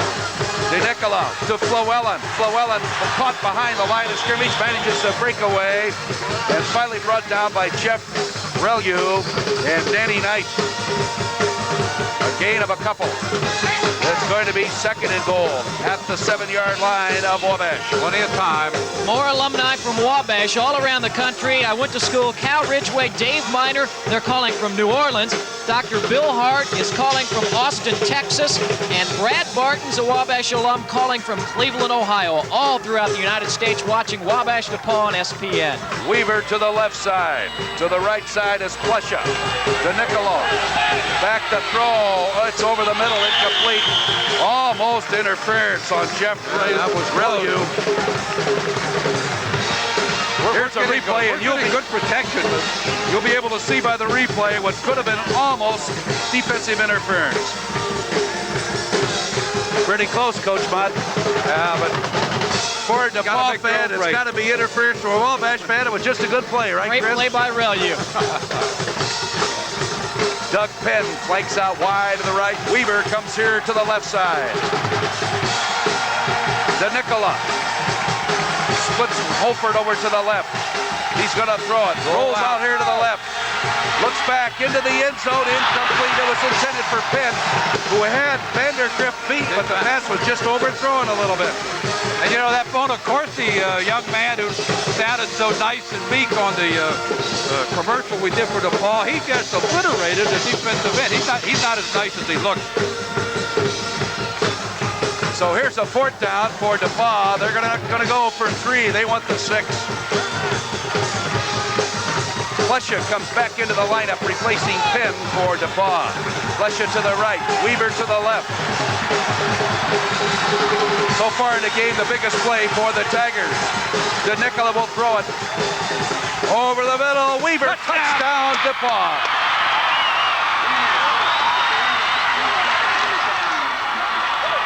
That was just a little slant in pass.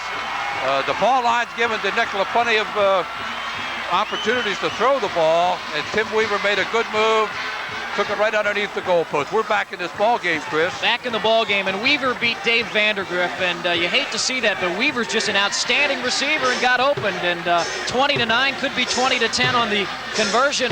Great ball game. Well, there was a great catch by Weaver, and that tied the school record for the most touchdown catches. Here's the kick up, and it is good by Shadowin. And that makes it now 20-10 with 4:33 to go until halftime. And don't go away, folks. A lot left. I found out about DePauw when I was a high school student in Italy. They told me I'd have a lot of opportunities to develop leadership skills at DePauw, and study hard too, of course. I found all of that to be true. DePauw does stress academics, but it also provides a lot of practical opportunities to organize and manage. For instance, I've been a resident advisor in a dormitory for 3 years. This means plenty of experience dealing with people. I do a lot of one-to-one counseling. I find I'm growing as I help others grow and find themselves. I'm also involved in the activities of the Afro-American House on campus. I'm on the women's track team, which helps me to develop self-discipline. When I eventually go into international business, I know I'm going to value the leadership opportunities I've had here at DePauw. Well, there's the kickoff by DePauw, and it hits short as Riddle picks it up at the 10. Oh, he is creamed at the 11-yard line. Tommy Clark got down there quick for DePauw to make the tackle. Clark is out of Elkhart, Indiana, and there you see that scoring drive on the pass from Tony D. Nicola to Timmy Weaver. And that's narrowed it up, and the kick, of course, was good by Shadowin. Now we've got a 20-10 game, gentlemen. And I'm sure this is what the Wabash-DePauw games are all about. That's right, and DePauw's confidence is up now. They're going to stop them here. We still have plenty of time. You know, of the 91 games played, 32 of these ball games have been 7 points or less, so it's a typical what has been Wabash and DePauw series. Here is Hoffman, down and ready to go for the Little Giants. He turns and hands it back to Kaiser. He's been the workhorse, and that time he is caught behind the line of scrimmage by Big Lee Banks, a 6'1", 220-pound senior out of Chicago, Illinois, for DePauw on that right side of the defensive front. Lee played at Loyola. This is an important drive for the Little Giants. They have to maintain control of the ball, because if DePauw gets their hands on the football, this could be a whole different ball game going into the second half. So Wabash needs a good drive here. Mix the running and the passing game. McGuire wide left. Altavilla in the slot to the left side. They're in the eye. Steve Hoffman, the quarterback, takes it, rolls back. He'll put it up, stops. Now he rolls out of the pocket, lets it go, incomplete. Into a crowd on the sidelines. It was intended over there for Nick Crnkovich, and Rick Waz was there doing duty for DePauw. As you want to watch that and see all the fans that line around the stands here, you'll see what a crowd we have, because there's some interested spectators that are standing down on the side, and they almost got themselves in the ball game, right, gentlemen? I'm glad he threw that ball out of bounds, because that was close to being an interception, and Wabash is going to take a timeout. This is an important play, 3rd and 10, and they have the ball deep in their own territory. DePauw has a lot of time to get the football back. Well, you talk about switching the momentum in a ball game, gentlemen. If Wabash can't move the football and have to kick it, I'll tell you, they're going to have a great field position for DePauw after they get that punt. 1984 marks 100 years of football at Wabash College. There were years when Wabash triumphed over football giants like Illinois, Purdue, Marquette, Indiana, Notre Dame, and Michigan. The oldest football rivalry west of the Allegheny Mountains is that between Wabash and DePauw, the teams playing today's game. This rivalry has continued without interruption from the first game played between the two schools in 1890. Both DePauw and Wabash both used to play Notre Dame, and Indiana, Purdue. 3rd down and 10. Here is a big play for Wabash. Kaiser is in a tailback. They're down and ready to go. They have it at their own 11-yard line. Olivia goes to the right side. They hand it off. Kaiser through the middle, and he is not going to get the first down. He's up to about the 14-yard line, and the tackle was made by the 2 linebackers again, Rona and Wortman. And you can see this replay here of the run by Kaiser, who has been the workhorse thus far for Wabash. Boy, there's a great stick, and there's another one. Well, Pat Triell has been all over that field, we should say, for DePauw so far. Well, as Pam King just saw out in Los Angeles with the alumni party there in Don Kinzer, DePauw's taking charge here in the last 6 minutes. They're throwing little footballs up from the track here in front of the Wabash stands. I wonder, Coach Mont, if you can put your hand out there. Here's a kick, and it snapped right over the top. You'll pardon my enthusiasm, Dick. Go right ahead. You describe it, Tommy. Oh, yeah, well, it just went over his head out of the end zone, so they're going to have to punt the ball from the 20 or kick off. DePauw's going to have great positions and pick up 2 points. Those are the turnovers we're talking about. You just can't have those in an important game like this. Crnkovich never had a chance. It's a 2-point safety for DePauw, and more importantly, they'll get the ball right back after the free kick will come from the 20-yard line of Wabash.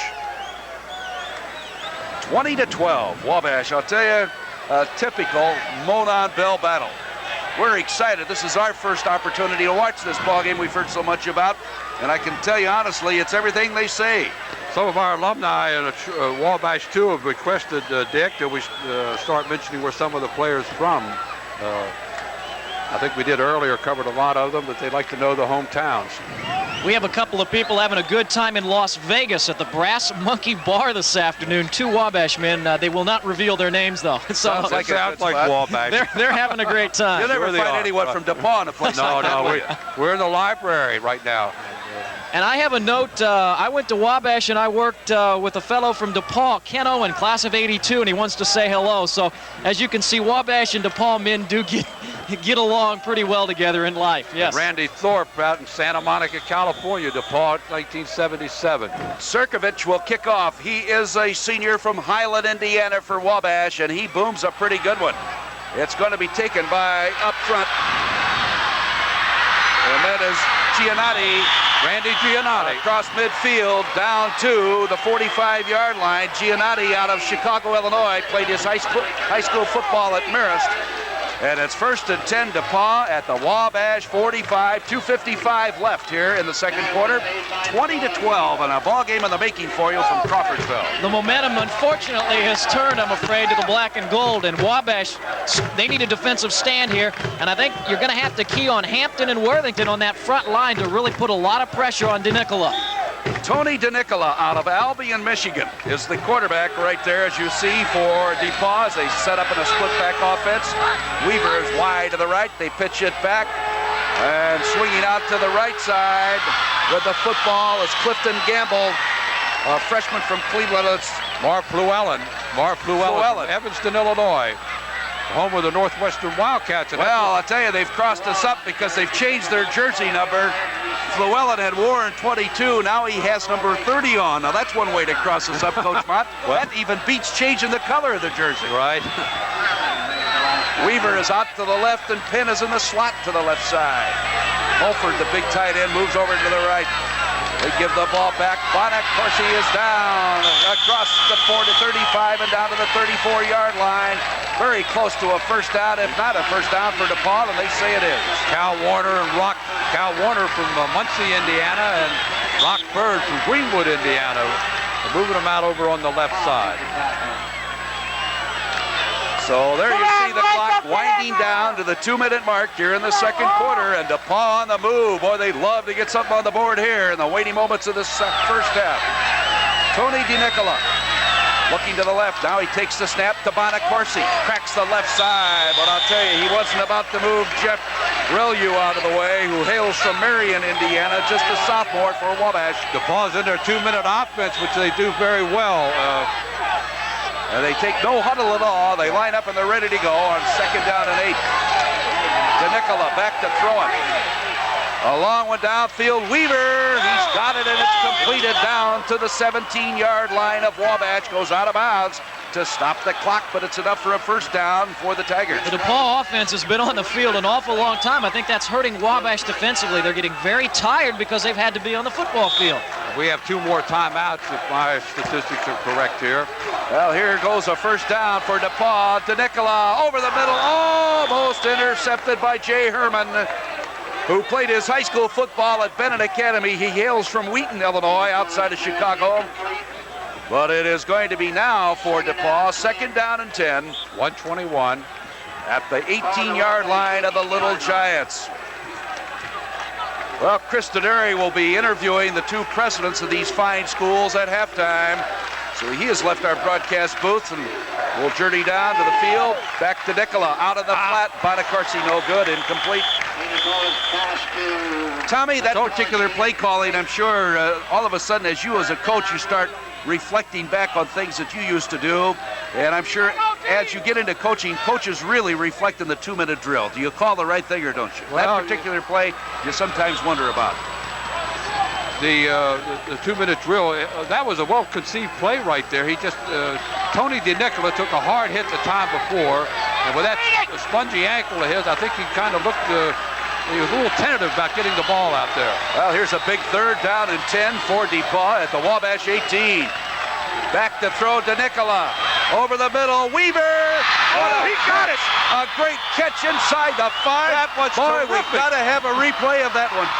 Ladies and gentlemen, that was a fantastic catch by Timmy Weaver, who hails from Wakarusa, Indiana. Watch this. Just a sensational catch.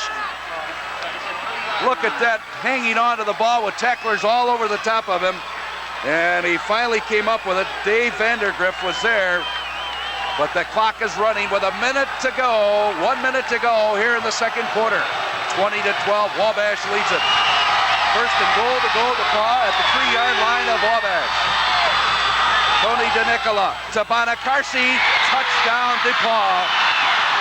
Dick, I told you were going to be in for a great treat, and that was Tony DeNicola from Albion, Michigan, not scheduled to play early in the week, and nobody was trying to hide anything. He really was, but the adrenaline, here it goes, up and over, Rich Bonacarsi.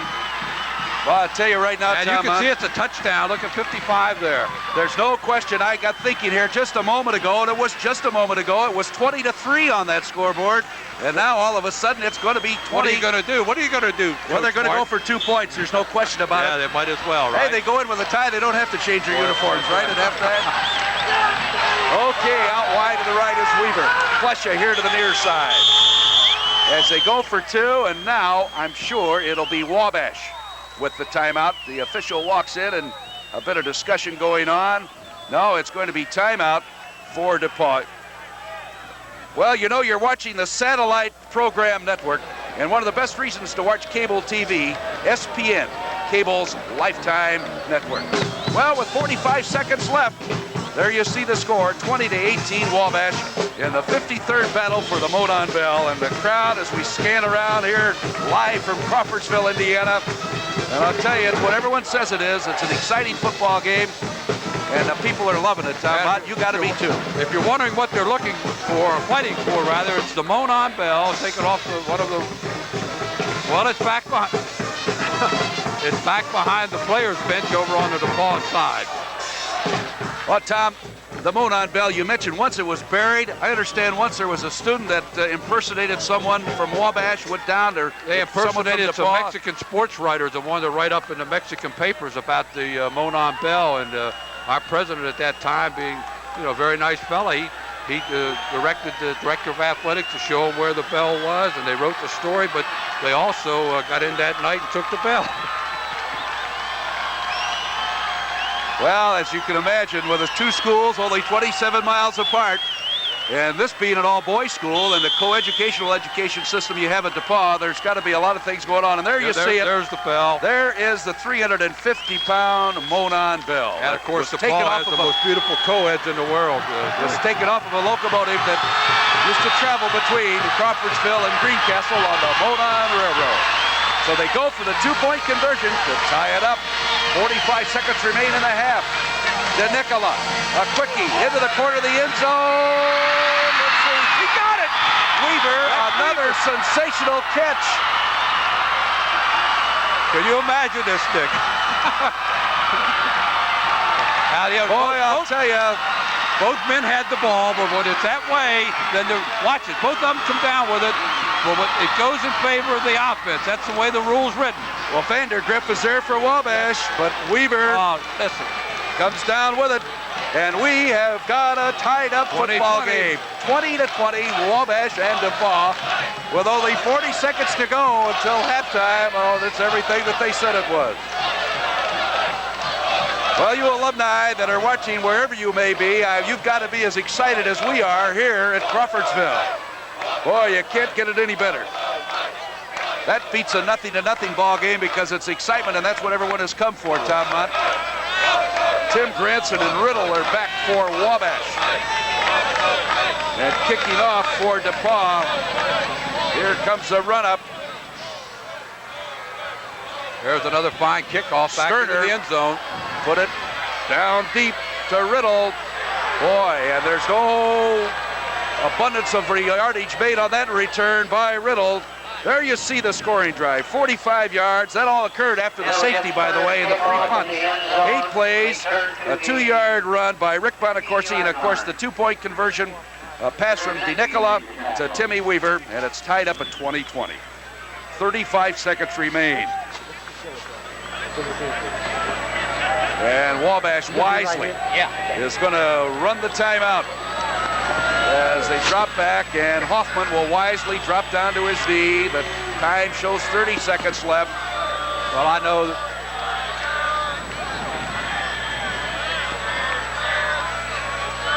Well, we're going to be spending the halftime with a lot of interesting things, and I'm sure you're going to want to stick around because we're going to interview the two presidents as well as take a picture of the DePauw band and watching their halftime activities. So stay with us here live from Crawfordsville, Indiana, as the first half has come to a close.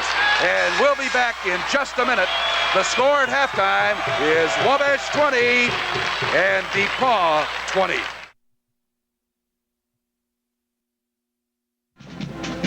Hi, I'm down on the field now with the presidents of these fine Division III institutions. On my right, President Louis Salter of Wabash College. On my left, President Richard Rosser of DePauw University. And why don't we start out and just talk about the football game. This game 20-20, and it's just been super. We were commenting before we went on that it seems like we played a whole game, President Rosser. I know it. These games always are extraordinarily exciting. They're unpredictable, absolutely unpredictable, and what you saw today was an indication of that. We have, as you say, a whole half to go. I don't know whether we can stand the tension. President Salter, the Little Giants up 20-3 early. It's tied now. What happened? Well, I think DePauw stole from the Wabash book. That's our kind of comeback, and here DePauw did it to us. So we'll just have to wait for the second half. President Salter, we wanted to talk about, this is the 100th year of Wabash College football, something that this institution has to be very proud of. Well, Chris, the historians have a way of spoiling the party. It's true, 100 years ago on October 25th, Wabash beat Butler in what is supposed to have been the first football game played west of the Alleghenies. Actually, it was more like soccer. You've got to wait 2 years to 1886 when Wabash beat Franklin. Hanover, which had beat IU, made Wabash the state champion, and by that time, Eastern-style rugby had come. That was really the first football. We want to talk to President Rosser. You want to comment about academics and athletics, especially at DePauw University. How do they go hand in hand? Well, I think what you see at both DePauw and Wabash with Division III is the fact that this is a competition which is unequaled any place in the country in terms of the quality of the ball. But the thing is, every one of those men out there on that field, they all are students. They are going to be in classes on Monday morning. The coaches are going to have their jobs. We don't review anything. Lou Salter and I will sleep very well indeed. Everything is in proper proportion, and that is what you have in Division III athletics. We have the presidents here of the two fine institutions here, the 91st Monon Bell game. Well, welcome back live to Crawfordsville, Indiana. This is Dick Martin, and along to my right is Bill Rasmussen, who is a DePauw alumnus and who probably is more familiar to a lot of television people as the founder of ESPN. And Bill, you know, it's great to have you here, and you primarily responsible, and I'm sure all the Wabash and DePauw alums are going to be thankful for getting this ball game sent all over the United States. Well, it was the only way I could get into the ballpark today, Dick. Now, the DePauw-Wabash rivalry, as any fan knows, is probably just as intense as Texas-Oklahoma or whoever you might name.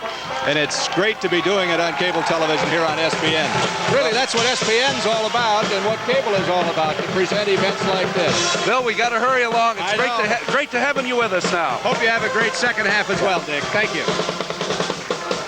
Well, there you see the teams coming out on the field.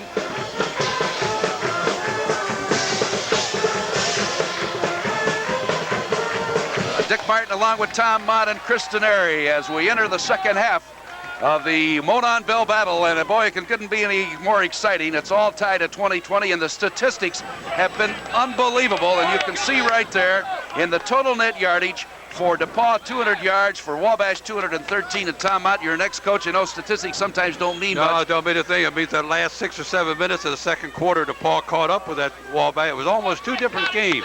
But it's just typical, as Chris will tell you. Typical game, Tommy. I can hardly sit still. I tell you, the key statistic, I think, is at the bottom of the screen as you'll see possession. DePauw had the football 18 minutes, Wabash only 11. That meant that the Wabash defense was on the field a long time. And I'd say in the second quarter, they were on the field about 10 of the 15 minutes. So it's going to have to change in the second half for Wabash. And like Tommy, I'm very excited for the second half. There's a weather element now. I think we're getting a little rain, and if you notice the flagpole down in the south end of the field, and wind's coming strong out of the north. Wabash is kicking off with the wind. That means DePauw will have the wind in the last quarter. So It's actually cooling off a little bit, gentlemen. Probably a 5-degree drop since kickoff. It was about 55 degrees when we started. I suppose it's down around 50, but there is a light mist. I don't know whether you want to call it a rain or not, but there is, Tom, a light mist going as we await the kickoff by Joe Bevelheimer of Wabash, and back is Marv Flewellen and Bart Denning. Flewellen is wearing number 30 right now. Denning is number 26. The kick is a line drive taken by the short man up front, and that's Giannotti, and he returns it out to the 31-yard line, and the guy that kicked off, Joe Bevelheimer, made the tackle for the Little Giants. So it's 1st and 10 for DePauw, who had the better part of the momentum going in that second quarter. You know, another good point, Dick. There's Randy Giannotti, just caught the ball. There you see the lineup of the offense for Wabash. Hoffman, DeGrease, and we should say that should be the defense, but we'll get right back to the DePauw offense in just a moment, as the Tigers have that football, and Tony Nicola is the quarterback with a split-back offense. It goes to Bonacorsi, who gained 58 yards in that first half with 13 carries, brought down by Jeff Relue for Wabash. This will be a big series here. One team can establish control, and with the wind, it looks like we're going to get a little rain and the wind taking up. That's all part of football. Well, there you have the offense for DePauw. DeNicola at quarterback, Bonacarsi, Flewellen the running backs, Weaver, Penn, and Holford are the wideouts. The line, Warner, Bird, Holohan, Upgard, and Carter. And that makes up the offense for DePauw. We'll get to that Wabash defense in just a moment. 2nd down and 8 to go for the Tigers. They pitch it back to Flewellen against the grain as he cuts back up over the 30 to the 31-yard line. Bill Brady and Carl Hampton made the stop for Wabash, and I'll tell you, Hampton is carrying on from where he was in that first half. All kinds of catches. And there you see the defense. Hoff, Hampton, Knight, and Etling for Wabash in that front four. The linebackers are Herman, Jakubowski, and Metzinger. And the secondary for the Little Giants, they line up with Barry, Kaiser, Hultquist, and Vandergriff. So here's a 3rd down and a long 6 for DePauw at their own 31-yard line. DeNicola will back to throw it. Over the middle, incomplete. He had a man open there. That was Penn. And it is incomplete as Marty Greger was there defending out of Elmhurst, Illinois for Wabash. So DePauw will have to punt the ball to the Little Giants. And Dave Vandergriff drops back deep along with Phil Holtquist of Wabash. There are 70 alums this afternoon watching DePauw Wabash alums, 70 alums in Dallas, Texas. We want to say hello to Dallas, Texas, of the Little Giants and DePauw Tiger alumni watching this football game on SPN. And there's a big group watching out in Tucson, Arizona. There's a great kick by Sellers. Holtquist will take it in at the 35-yard line, and he goes nowhere. What great coverage by the specialty team of DePauw, and on a tremendous kick by Sellers for the Tigers. So it's 1st and 10, Wabash at their own 26-yard line. And if you want to call us, alumni, there's the number, 317-364-4227. That number is right to our right in the press box here at Crawfordsville.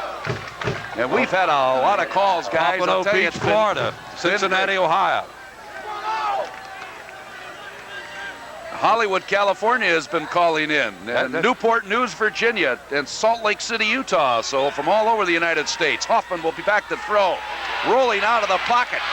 He decides to run. He'll get some yardage. He cuts back, fumbles the ball, a scramble, and DePauw has it. DePauw has the ball. Wabash 31-yard line, and that's a big turnover for the Tigers. Joe Rona recovered the fumble for DePauw. Joe Rona from Chicago, Illinois, who's playing with a broken bone in his foot here this afternoon. Would not know that at all, Tom Mont. And we mentioned turnovers. It looked like Hoffman had some good running room. Right here, Hoffman, good running room, a couple of good blocks from Kaiser, and he has the football in one hand, and he lost it. And the recovery by Rona and DePauw now, there it is, the Monon Bell. That's what these two teams are playing for, and right now DePauw has the bell, and they want to bring it back to Greencastle. Nicola down and ready to go with 2 split backs, Bonacarsi and Flewellen. He's going to throw it. All kinds of time. Now he rolls out of the pocket, lets one go, and it's incomplete. Doug Penn almost made a great catch, but he was forced out by Holtquist of Wabash down at around the 20-yard line, but still fine effort, as you can see on the replay here. He almost keeps it in there. That's the college rule. With both feet, you have to have inbounds, and it looked like the one was on the out-of-bounds side. There are those important statistics, and just as even as the score is 20-20. DePauw 202 total yards, Wabash 218. This football game even all the way across the board. Here's 2nd down and 10. Again, DePauw will throw. Over the middle, and it's incomplete. No. Weaver, they're going to say he trapped it, but the umpire, who was watching the play from about 15 yards away, came out and said it was no good. Now, Tom Mont, how do you like that call? Well, I think it was a right call. He had a better view of it. Here's the replay. Watch it here. Yeah. And it looked like the ball skipped. Close play. I look at it the second time. I think it was good. And Nick Morosis wasn't too pleased with that call. Right? He thought it was good. Okay, 3rd down and 10 DePauw. There you see the rushing, the plays in the ball game. 52 for DePauw, 27 for Wabash, and of course that depicts the time of possession too. DeNicola back to throw over the middle. His favorite receiver, Weaver, and he's got it. Not enough for a first down. Down to the Wabash 22-yard line. And it's going to be now 4th down, and about 2 to go. What do you do, Coach Mont? Well, I think we'll let our alumni call it like we called one up here. You know, we went for 2 back in 1960. We asked the fans what they wanted. And, of course, they wanted 2. We went for it and got it and beat Wabash 14-13. Well, they're going to have a chance to think it over because Coach Morosis wants a timeout to discuss things with his quarterback, Tony DeNicola. The Miami Cradle of Coaches is something special. There have been some fantastic coaches. They've just had a fantastic history in the past. I particularly was recruited by Ara Parsegan and John Pont, and in my freshman year, Ara Parsegan left and went to Northwestern, and John Pont became our head coach. And it was something that we got a great education, but also you were learning under great teachers and coaches. And I think that's what makes the Miami Cradle of Coaches something special. Well, there you have Nick Morosis, who, of course, as you heard, was a Miami of Ohio graduate, played football there for Johnny Pott, and then joined John on the staff at Indiana, and then, of course, went on to Northwestern, was there with Rick Venturi for a while, but really Miami of Ohio, a great school, and has produced a lot of good college football coaches through the past. 4th down for DePauw. Passing yardage you can see and rushing yardage about as close as you can get it. But here's the biggest of the yet for DePauw. 4th down over the middle, Weaver, and it's going to be a first down. Boy, he put a one-on-one move on Dave Vandergrift, and he's inside the 15-yard line. Had he not caught the ball, it would still been pass interference. And an automatic first down for DePauw. You can check by this replay. Watch the throw by DeNicola. Put it right into the breadbasket of Weaver. Great camera angle right into your living room or right into wherever you're watching this ball game. And Weaver, and we haven't seen much of Tony Altavilla for Wabash here in this ball game. Early we did, but Weaver's just had a big hand in DePauw's drives late in the first half, and now here marching down the field and trying to get that score that would put them in front. Well, Weaver, coming into the second half, had 5 catches for 70 yards, Chris, and of course the 1 touchdown play. But he is often establishing himself in the DePauw record books without any question. As the signal made by the official, it's a pushing off on the defense. They're an automatic first down for DePauw as they walk off the penalty, and it'll put the football down near the 10-yard line. And the Tigers will have a great field position and a great chance here.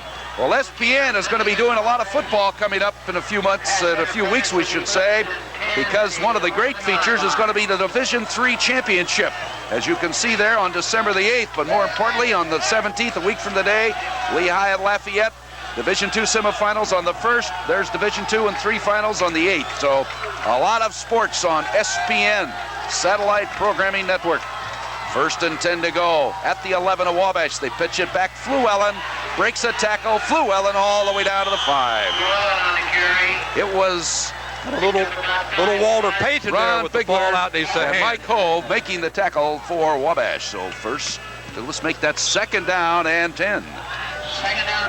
Wabash having some problems now. The front 4 on the defensive line, they look like they're tired. Early in the game, they had a lot of rest, but they've been on the football field a long time, and Fluellen and Bonacorsi taking advantage. I think I said 2nd down and 10. We'll make it 2nd down and 5 for a first down, 2nd down and 6 for a touchdown for DePauw. Fluellen back against the grain, and he's in for the score. Boy, a great move. A great move by the lad from Evanston, Illinois, Marv Llewellyn. Brock Bird, Sky Halford, Cal Warner all over there blocking. So for the first time today, DePauw has taken the lead on Wabash, and look at this replay. Look at that cutback. Oh, Tom. He carries the ball like Walter Payton, doesn't he? You tell me that's great coaching, right? Oh, terrific. They practice that all the time. So here they come for the try for the extra point. Steve Shadowan out of Indianapolis, Indiana. The placement, the kick is up, and it is no good, off to the right. Well, a costly mistake there. It could be a problem for DePauw, who lead it 26-20. And last night, there was an intramural football game. 21-7 was won by DePauw, just behind where we're broadcasting this. And there you see some highlights of that football team. That's got to be a great tradition, too. I was there for quite a bit of that football game, and it's an interesting football game because all the students get involved. A lot of these players played football in high school. They're very good players, but elected not to play football. DePauw has won for the past couple of years, but the intensity level, I think, is just as incredible as it is here today. Well, there you see. And they're wearing the gold and black and the red and white of that one, too. And repeating the score of the intramural finals, 21-7. Riddle and Granson back for Wabash as they get this kick and return it. As here comes Granson up near the 25-yard line. His forward progress was out to about there. As Kermit Moore, a linebacker out of Terre Haute, Indiana, for DePauw, made the tackle. And Pat Lafferty, number 80, was in there from Dayton, Ohio, on that tackle. That was good gang tackling, a good pursuit.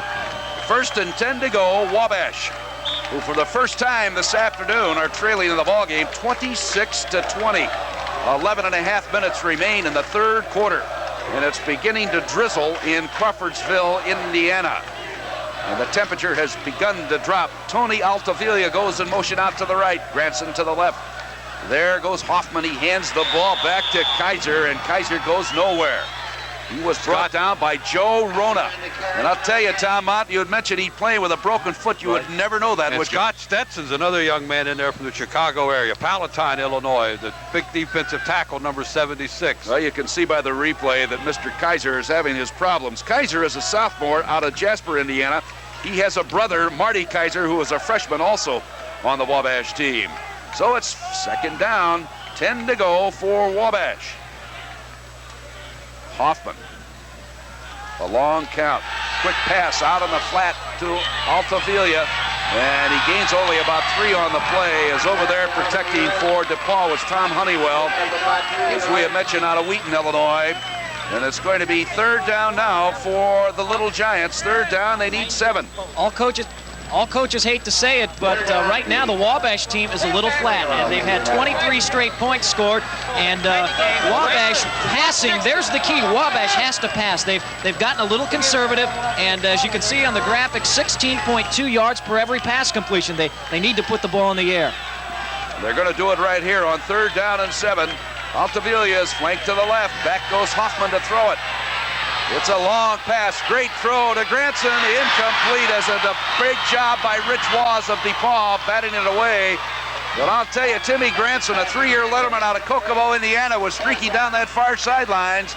But out of nowhere, the DePauw defensive back knocked it away. Waz, and a good save for him. Rich Waz from South Bend, Indiana. That was a great play. Back to return. Wabash Weaver for 1. And Rich Waz, they're going to be standing back at the 30. Nick Crnkovich is back to kick for Wabash, standing at the 15-yard line. Here is the snap. Here comes the kick. A wobbly kick taken by Weaver. And they're going to fake the reverse. Weaver will keep it, cuts back upfield. Weaver across the 50. A penalty marker down. He's into Wabash territory at the 37. They have a clip out on the field. Yeah, Coach Mont would know about those. Of course, he's gone through many of those as a coach. That's where I guess the gray hairs come for coaches. But a clip back there. Weaver had a great return, and it was only Nick Crnkovich to stop him. But I believe they'll call it a hold, I believe. So it's going to nullify a fine return by Weaver. But DePauw will still have the football, but it'll be at their end of the field. You know, Coach Tom Mott, we understand, and we're not trying to indulge into your life as a football player many years ago, but we understand there was a great squip from the NFL highlights where you were trying to make a tackle like you used to coach. Is that true? Well, yes, one of my son out of Tucson, Arizona called me one night, and he was looking at the Redskins playing the Giants in 1947, and he led me into it, asked me how I taught the tackle. Then he said, I just saw the worst tackle I've ever seen. But, it's good the old man's on television now and then, Dick. Here to the right side is Penn. And now they're going to swing their tight end Holford over to the wide side of the field. DeNicola hands the ball off to Bonacorsi, the big rumbling fullback out of Fenwick High School in Chicago. Gets about 3 as he cracks over the right side. Dan Knight out of Munster, Indiana. We've got an injury to Jeff Epgar, who was from Mount Prospect, Illinois. There you see the umbrellas. And right now we're going to pay a visit to DePauw. Sometimes when I'm late to football practice, I'm glad and relieved that Coach Morosis understands DePauw's way of doing things. I'm talking about meeting our academic responsibilities, both as students and teachers. I'm in DePauw's Management Fellows program. It's a great mix of on-the-job internships and classroom instruction about business, ethics, and economics. This semester, I'm an operations research intern. I'm working at IBM's Worldwide Distribution Center here in Greencastle, and it's a great experience. Internships are part of DePauw's belief that learning and doing go hand in hand. They're one reason DePauw graduates do so well in the job market. Well, there we're back to live action, and the injury to Epgar, he's been replaced by Eric Schaefer out of Crown Point, Indiana. And DePauw on the second down and about 8 yards to go, handed off to the fullback. Well, let's make that to the tailback, Flewellen. And he cracked off the right side, and Mike Worthington of Wabash, who hails from Danville, Illinois, made the tackle for the Little Giants. So it's third down, and a long 7 yards to go for DePauw at their own 34-yard line. Coming in as the nemesis of Wabash this particular afternoon is Tim Weaver, bringing in a play from Coach Morosis. As Weaver goes out wide left, near side, we've got Doug Penn. They split the two backs, Flewellen and Bonacorsi. As DeNicola fakes the running play, back to throw, and he's going to be sacked. Boy, that's gang tackling personified by Wabash inside the 30-yard line. Well, there's been a lot of things said about this game, but Sports Illustrated once made a great remark about this Monon Bell Classic. There you see it. If you think you know college football by Texas, Oklahoma, you're as wrong as you would be if you thought that you didn't know that knowing football was in New York. I can't read that very well without my glasses, Coach Mont. We have to get Chris Denari here to read that. Chris Denari. We're losing our eyesight up here. It's getting dark, too. Hey, that was a very critical play. Good pursuit by the front four for Wabash. Big play. Here comes the kick. Right, they blocked it. And there it is. He's caught it. Taken out of the air by Tom Jokobowski, and Wabash has scored a touchdown. That is an incredible play. Jack Jubowski is a freshman.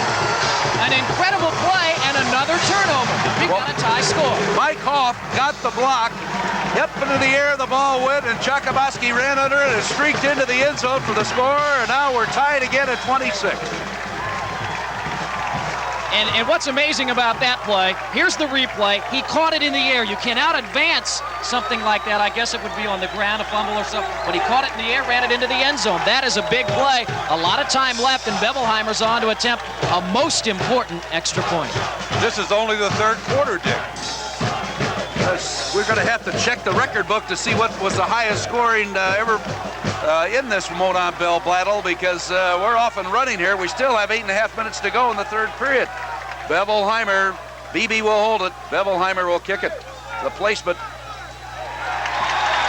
And Wabash is back in front, 27 to 26.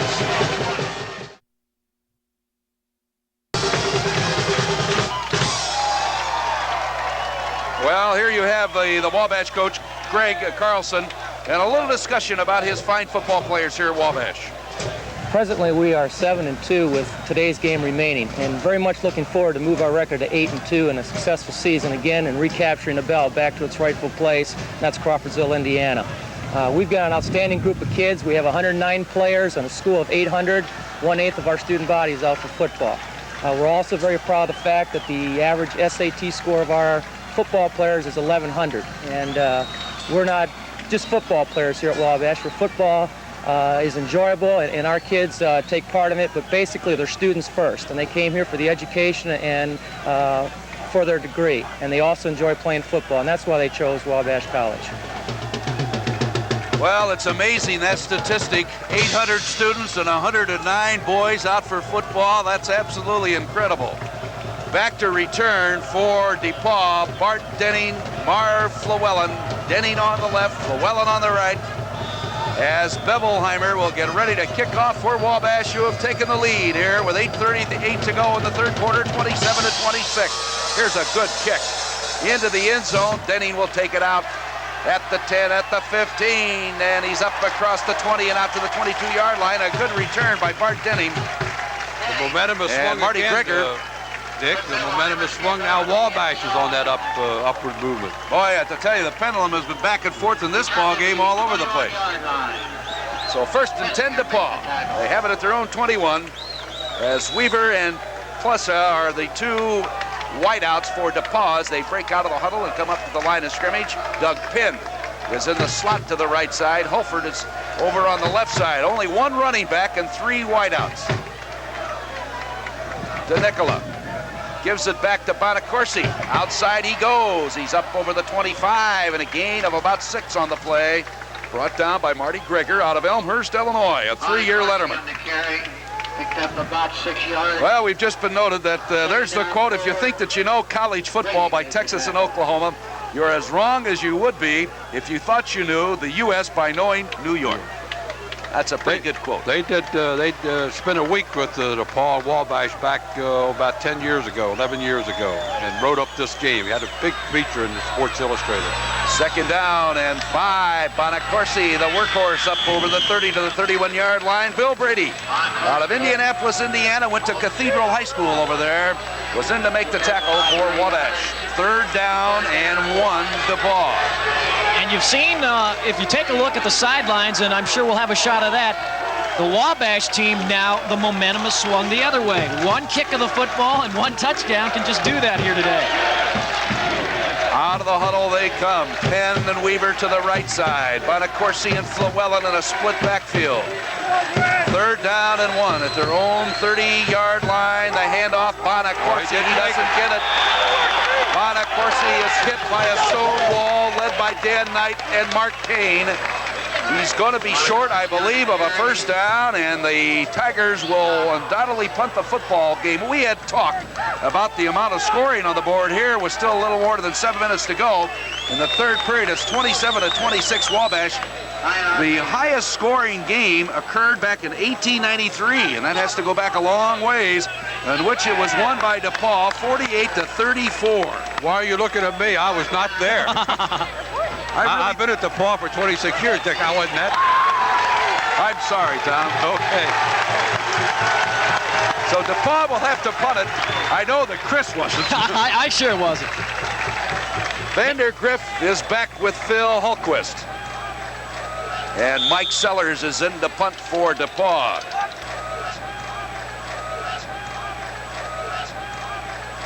Sellers really boomed it. That back is a beautiful kick into that wind. That is a beautiful kick. To the 20-yard line. He's back into the open. Look out, the 50. And he's across midfield down to the DePauw 48-yard line. Dave Vandergriff was a fine athlete from Greenwood, Indiana.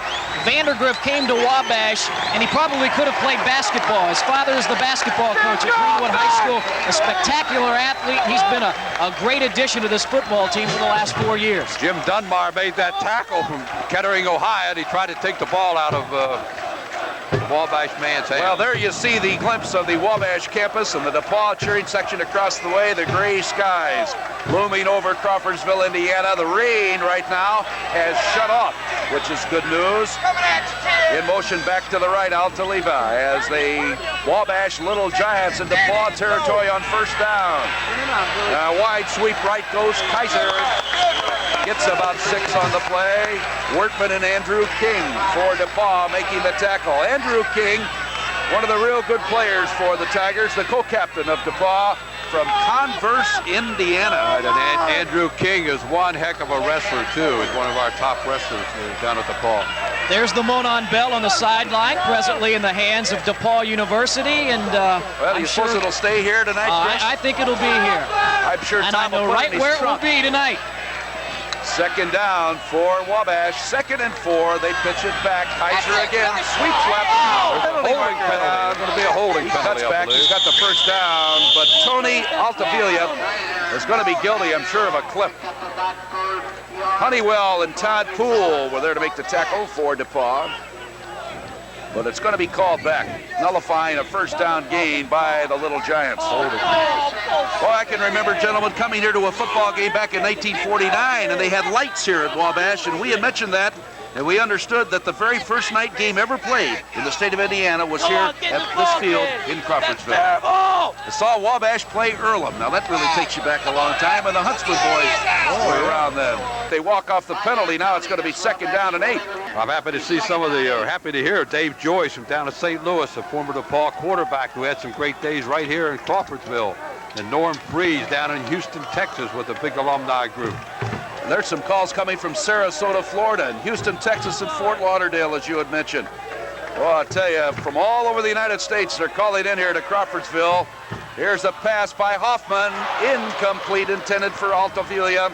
Todd Poole deflected the ball away in that secondary for DePauw. So for Wabash now, 3rd down and 8 at the Tiger 45-yard line.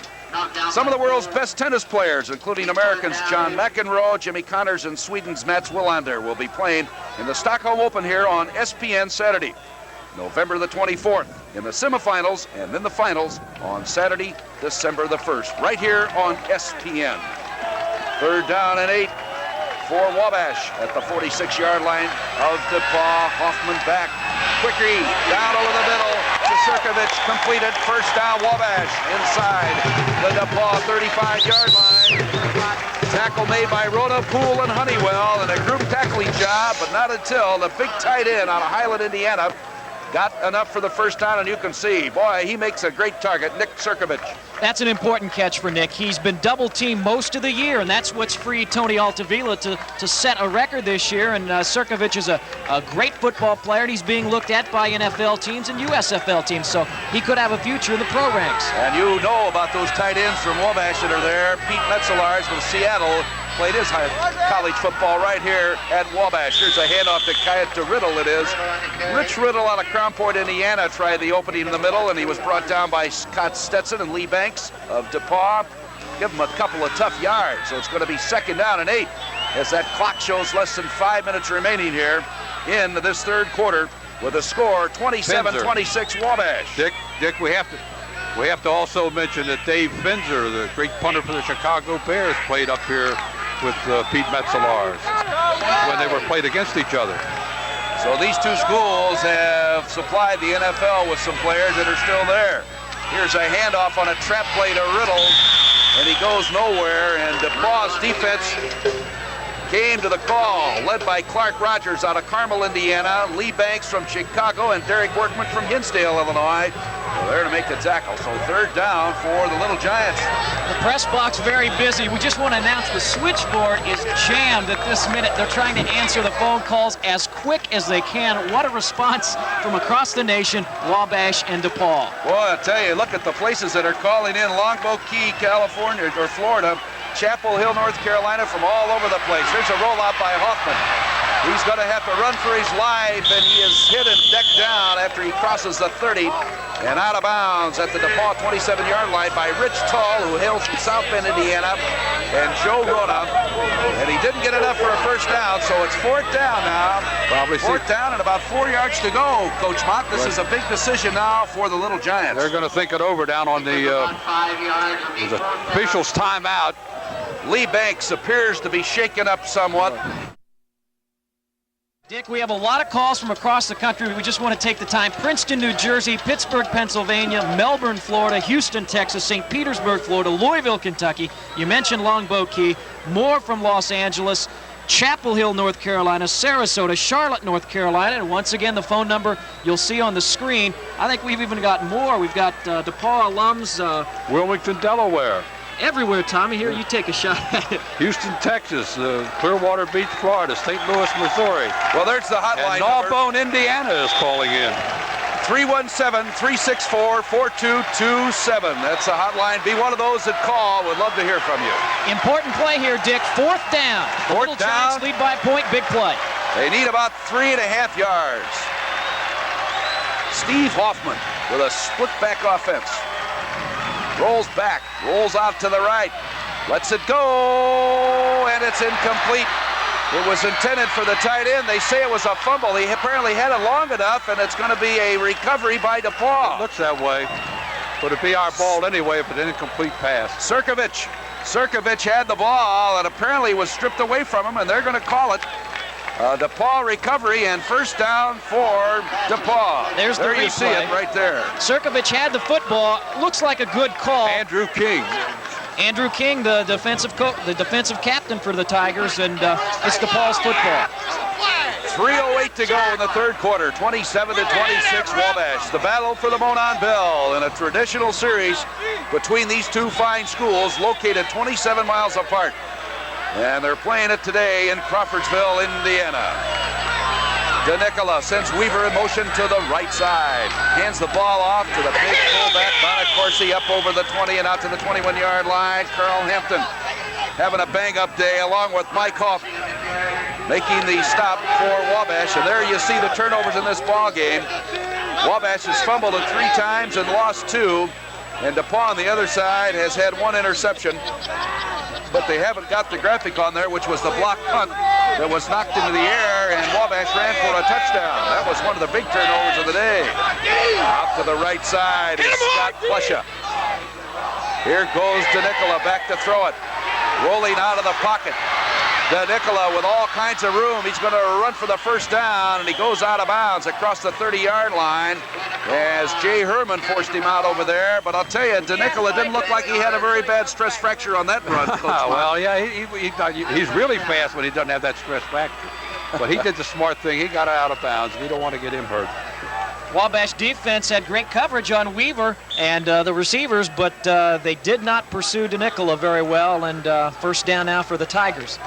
So 1st and 10 at their own 31-yard line. Penn goes wide to the left. Weaver, who has had a great afternoon, comes here to the right side. The lone running back is Bonacorsi. As DeNicola is going to put it up again. Over the middle, and it's intercepted. Pulled out of the air by Mitzinger. And Wabash will get great field position. 1st and 10 at the DePauw 32-yard line. Yes, I think one of Tony's receivers didn't run the route where it was kind of a spot pass where he's supposed to be, and Tony let it go, and there was nothing but red shirts there. It looked as though he just threw the football. The big tight end, who was trying to get over there for DePauw, who was on the right side, Sky Holford, looked like he was just about 2 steps behind getting to the ball. So a big interception for Metzinger and Wabash. 1st and 10 at the DePauw 32. Altafilia in motion back to the right side. Hoffman on the draw. Kaiser down here in the 27. Kaiser tackled by Rona and Wortman. A couple of stalwarts in that defensive lineup for DePauw. Clark Rogers got his, tripped him up, and that would have been a much longer gain. 2nd down, a long 4 yards to go for Wabash. Momentum definitely swinging out to Wabash's favor. They've taken advantage now of a couple of turnovers, and they need to punch it in the end zone. At least, if they can get in field goal range, give Bevelheimer a crack at it. McGuire to the right, Altafilia to the left. They pitch it outside. Here comes Riddle to the left. Riddle is up in it as he gets down to the 21, but he's got enough for a first down. As Steve Patriel making a tackle for DePauw. And we're going to have an injury to a DePauw player who's a little slow in getting up. Andrew King is finally up and moving around, but he was a little slow in getting up off of the turf.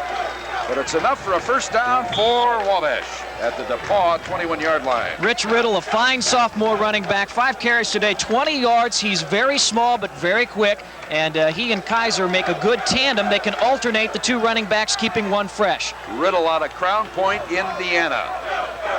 First and 10. Here's they pitch it out. Riddle again. Riddle. Ooh, is he hit and upended? Batriel upended him with a fine open field tackle. And Riddle is up and asking for more. That was that's great. Great football. I checked that. That was Kaiser, Riddle, the ball carrier, and Kaiser has come in there for him. That's the first time I've seen the Belly series. That was I believe that is the first time we've seen it. They haven't run it a lot this year. I thought it was a great play by Hoffman just to get the ball away. He was going down almost on his knees when he let it go. Double coverage on Altavilla out here. Second down, 5 for Wabash at the DePauw 16. Hoffman is going to throw it. Oh, look out. It's intended for McGuire. Had him open inside the 5. And he overthrew him. Back there was Rich Waz out of South Bend, Indiana. But I'll tell you, if Hoffman had had that ball down a little bit, it'd have been another 6 points for Wabash. McGuire's out of Brownsburg. He was wide open, but the ball seemed to take off a little on Steve Hoffman. There's Hoffman's statistics today. 10 of 15, 167 yards, 2 touchdowns. Good afternoon for Steve in his final game of his college career. Tim Granson comes into the lineup along with McGuire, so they're going to go with a single running back. Dan DeGrace is in there, the only running back for Wabash on this 3rd down and 5 at the DePauw 16. A long count by Hoffman. Drops right straight back. It's a pass out of the flat. McGuire has got it close to a first down. I believe he has enough down at the 10-yard line. He was forced out of bounds by Waz and Kermit Moore. They got it. Timmy McGuire is a good addition, and they'll need him in the future because Altavilla and Granson, who have both started for 4 years, they started as freshmen, they'll be graduating. So McGuire will be the receiver of the future for the Little Giants. He has 3 catches today, as you see, 59 yards and a touchdown. First down and 10 to go, as it can be first and goal now for Wabash. It sets just inside the 10-yard line. Hoffman dropping back, hands it off to Riddle, and he cracks off a right tackle down close to the 5-yard line. Scott Stetson, the 2-year letterman out of Palatine, Illinois, was the first one that made the tackle for DePauw. He was assisted in there by Rona and with the help of Workman. So second down, 5 to go for a touchdown for Wabash. 5 seconds, and the 3rd quarter is going to run things out here at Crawfordsville, Indiana, in the battle for the Monon Bell. So at the end of 3 quarters of play, the score for the Battle of the Monon Bell, Wabash 27 and DePauw 26.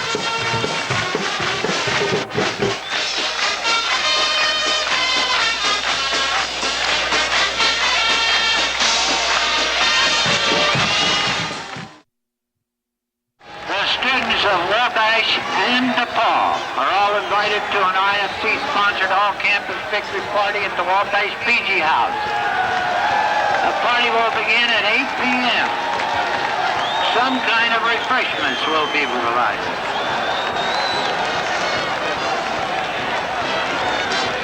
Welcome back to Crawfordsville, Indiana. Dick Martin along with Tom Mont and Chris Denari with 50 minutes left to go. 1 quarter of play in the Monon Bell, and Wabash striking right now. They lead it by 1, 27-26. They have a second down and goal at the DePauw 5. Hoffman pitches it back. Riddle gets a yard, and that's all. Boy, I'll tell you, someone shooting through there. Andrew King missed an opportunity for a big loss for Wabash and a help for DePauw there, Tom Mont. He slowed him down, though. Boy, look at those 3 quarters of statistics, and there you see it. 238 total yards for DePauw, 280 for Wabash, and the time of possession, 24-16 for DePauw, 1944 for Wabash. Key there in the 3rd quarter, Wabash's offense on the field a little more than they were in the first half. 3rd down for the Little Giants at the 4. Hoffman Rolling down, keeps it, cuts back, look out, he's down to the 1-yard line, so 4th down. He moved it over into the center now, Coach Mont. Do you go for the 3 or do you try for 6? Gee, that's Coach Carlson's job right now. Well, you're a DePauw fan. You'd probably hope that they go for 3, right? They go for 3. I'd like to see him run it. That reminds me of 1959 when Wabash had the ball first and goal on the 2 in the last minute, and they had 4 cracks and they didn't make it. Well, Fred Clemens has come in to make up that power I formation for Wabash. He's out of Muncie, Indiana. Hoffman to Riddle, and he's in for the score. And Dick, wouldn't you know it, the sun comes out with a Wabash touchdown. Wouldn't you know it? There's someone up there that is a Wabash alum. I'll tell you who's up there, Joe Allen, the DePauw's astronaut in 1959. He must have been, was he trying to blind the offense? He's up there, and he's our secret weapon now. Things are going to start happening with the solar system. Well, Bevelheimer comes in to try for the point after. Boy, I know your colleague from DePauw, your graduate, the astronaut who was on that mission in outer space. He's 3 years ago. He's close enough to where we're bouncing the signal off. He could almost stop by and tap it on the side. Here comes the placement by Beebe. The kick is up by Bevelheimer, and it is good. And the score now reads Wabash 34 and DePauw 26 with 13 and a half minutes left to be played in the ballgame. Rather than talking more about DePauw University, I'd like to ask you a specific question.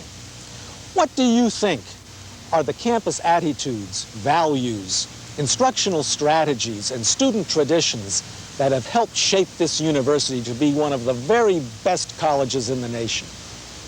If that question is intriguing, but you really don't know where to start to find the answers, why don't you write us? Better yet, if you're watching this game with a DePauw student, trustee, or alum, why don't you take a few minutes after the game to talk about these things? I think you'd have a very interesting discussion. Well, there's the replay of the touchdown by Riddle that has put Wabash in front 34-26. Well, someone has stolen the tiger head up. The tiger head from DePauw off of the mascot. Well, things are happening in Crawfordsville, and you alumni that are scattered across the United States watching this, you are missing what has always happened at one of these football games, and that's a lot of excitement. Yeah, but that was a live tiger they took it off of. Here comes Bevelheimer. There's the headless tiger. And he lines it. And it takes a goofy bounce. Picked up by Downing as he's up to, let's make that Denning into the open. Denning across the 35 and up near the 40-yard line. And what a fine return by the young man, Bart Denning, who hails from Richmond, Indiana.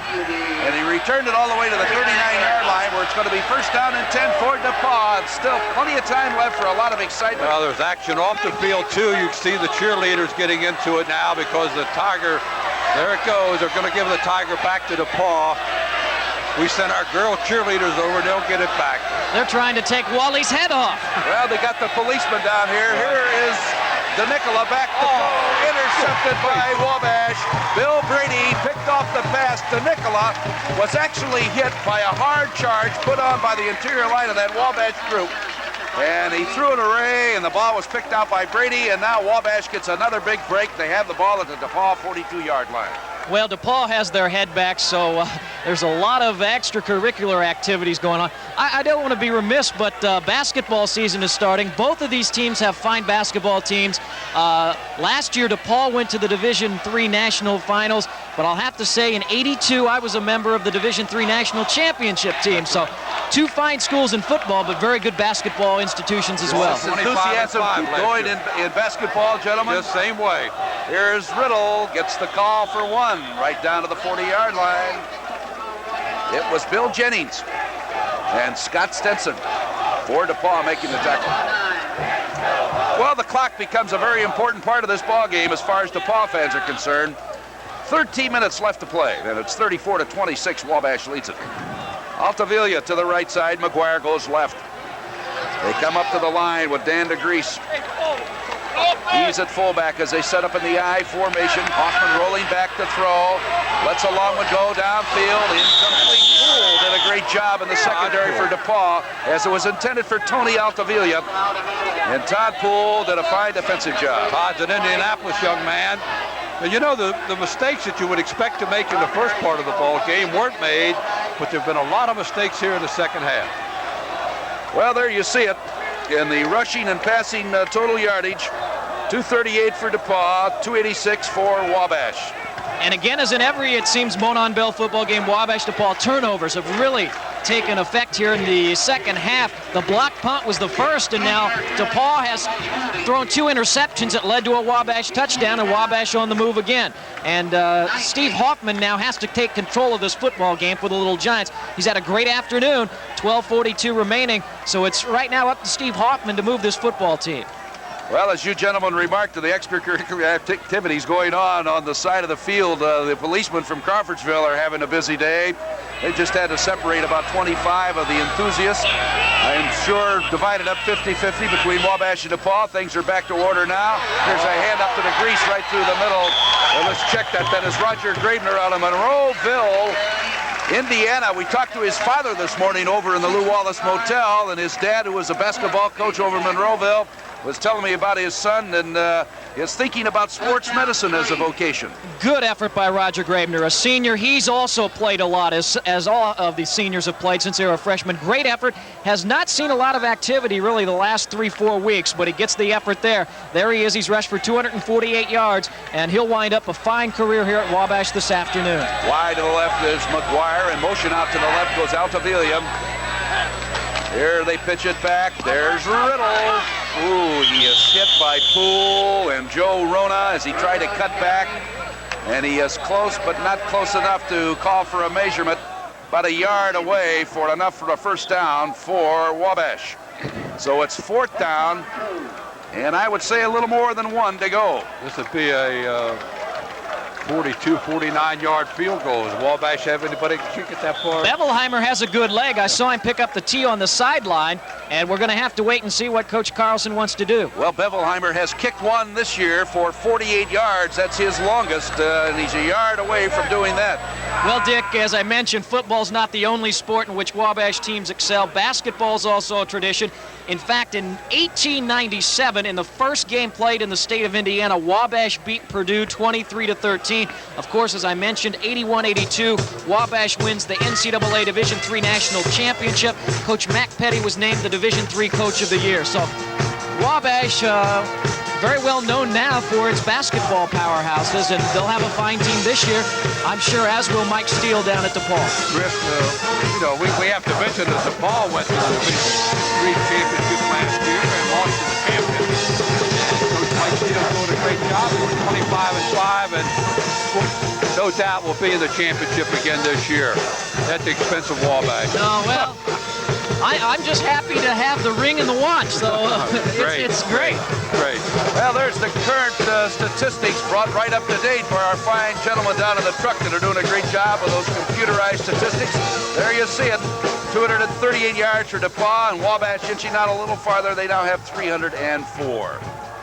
Penalties. There's an interesting stat. 6 for Wabash, 2 for DePauw. 4th down, inches to go. Let's make that yards, about 2 to go. For a first down at the DePauw 34 for Wabash. Hoffman. A penalty marker out. Oh, he doesn't make it either, but it's going to be offsides against DePauw. Well, that's close. That's close.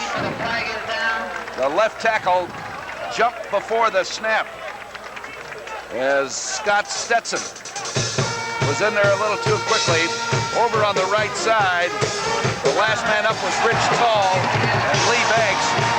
You can hear by the crowd in the background that the penalty against DePauw, and that gives a lot of help to the Wabash fans. Well, there you see the upcoming games on SPN. Lehigh at Lafayette a week from today. Division II semifinals on December 1st. Division II and Division III finals on December the 8th. And then on December the 15th, the Division I AA final, which Southern Illinois won last year, and SPN covered that one. So a lot of football ahead for you on Satellite Program Network. SPN.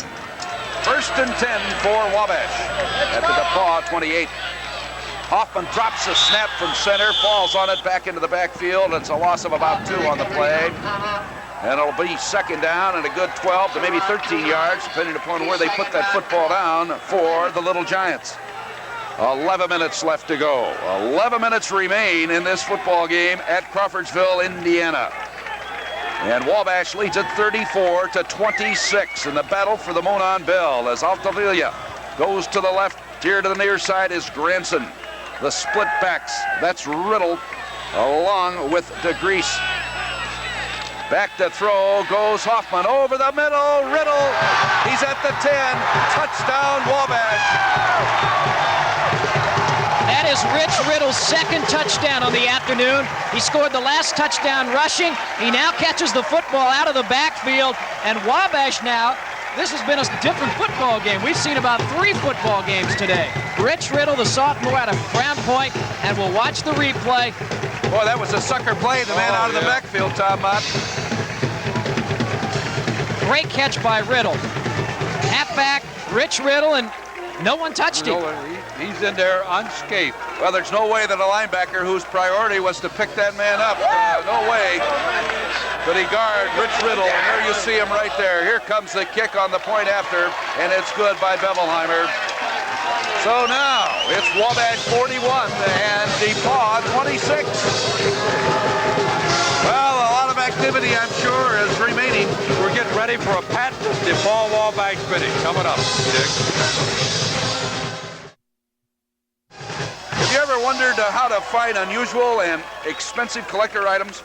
Well, the Rob Report Exchange showcases jewels, yachts, autos, and fabulous resort homes that are for sale. Watch for bargains or just for fun.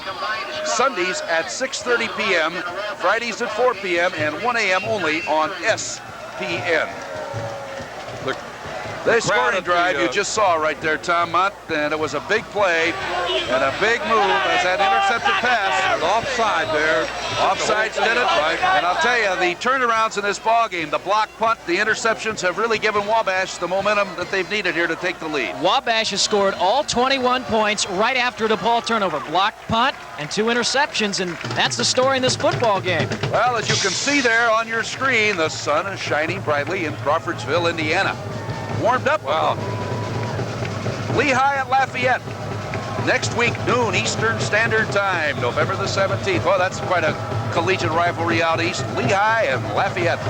Here comes a run-up by Bevelheimer. Good, high, long kick taken by Denning. At the 10, the 15, he cuts back against the grain over the 25 and out to the 27-yard line, and a fine return by Bart Denning as he was brought down by Marty Kaiser, the freshman out of Jasper, Indiana, and Tim Metziger, who hails from Lafayette, Indiana, for Wabash. Now this is where you're going to see both teams shine. We just want to get some more people. Ottawa, Illinois is calling a crowd at the Brass Monkey Bar in Las Vegas. Has doubled since the game has started, so they're having a great time. Richmond, Virginia wants to say hello to Coach Mont. Thanks a lot. Where's that students from the library? What are they going to call, Tom? Oh, they'll be out here now. They've probably taken the phones out of the library for the DePauw. A lot of time here, a lot of time. Here we go. It's taken and it's caught by Scott Plesha. And it's enough for a first down for DePauw. And reminding you that don't go away. We still have better than 10 minutes left in this one. We have a 41-26 in favor of Wabash. We have a call from Gami Neal's daughter. All DePauw alumni know that the field house at DePauw is named after Gami Neal, the legendary DePauw coach who was a graduate of Wabash. Back to throw goes to Nicola.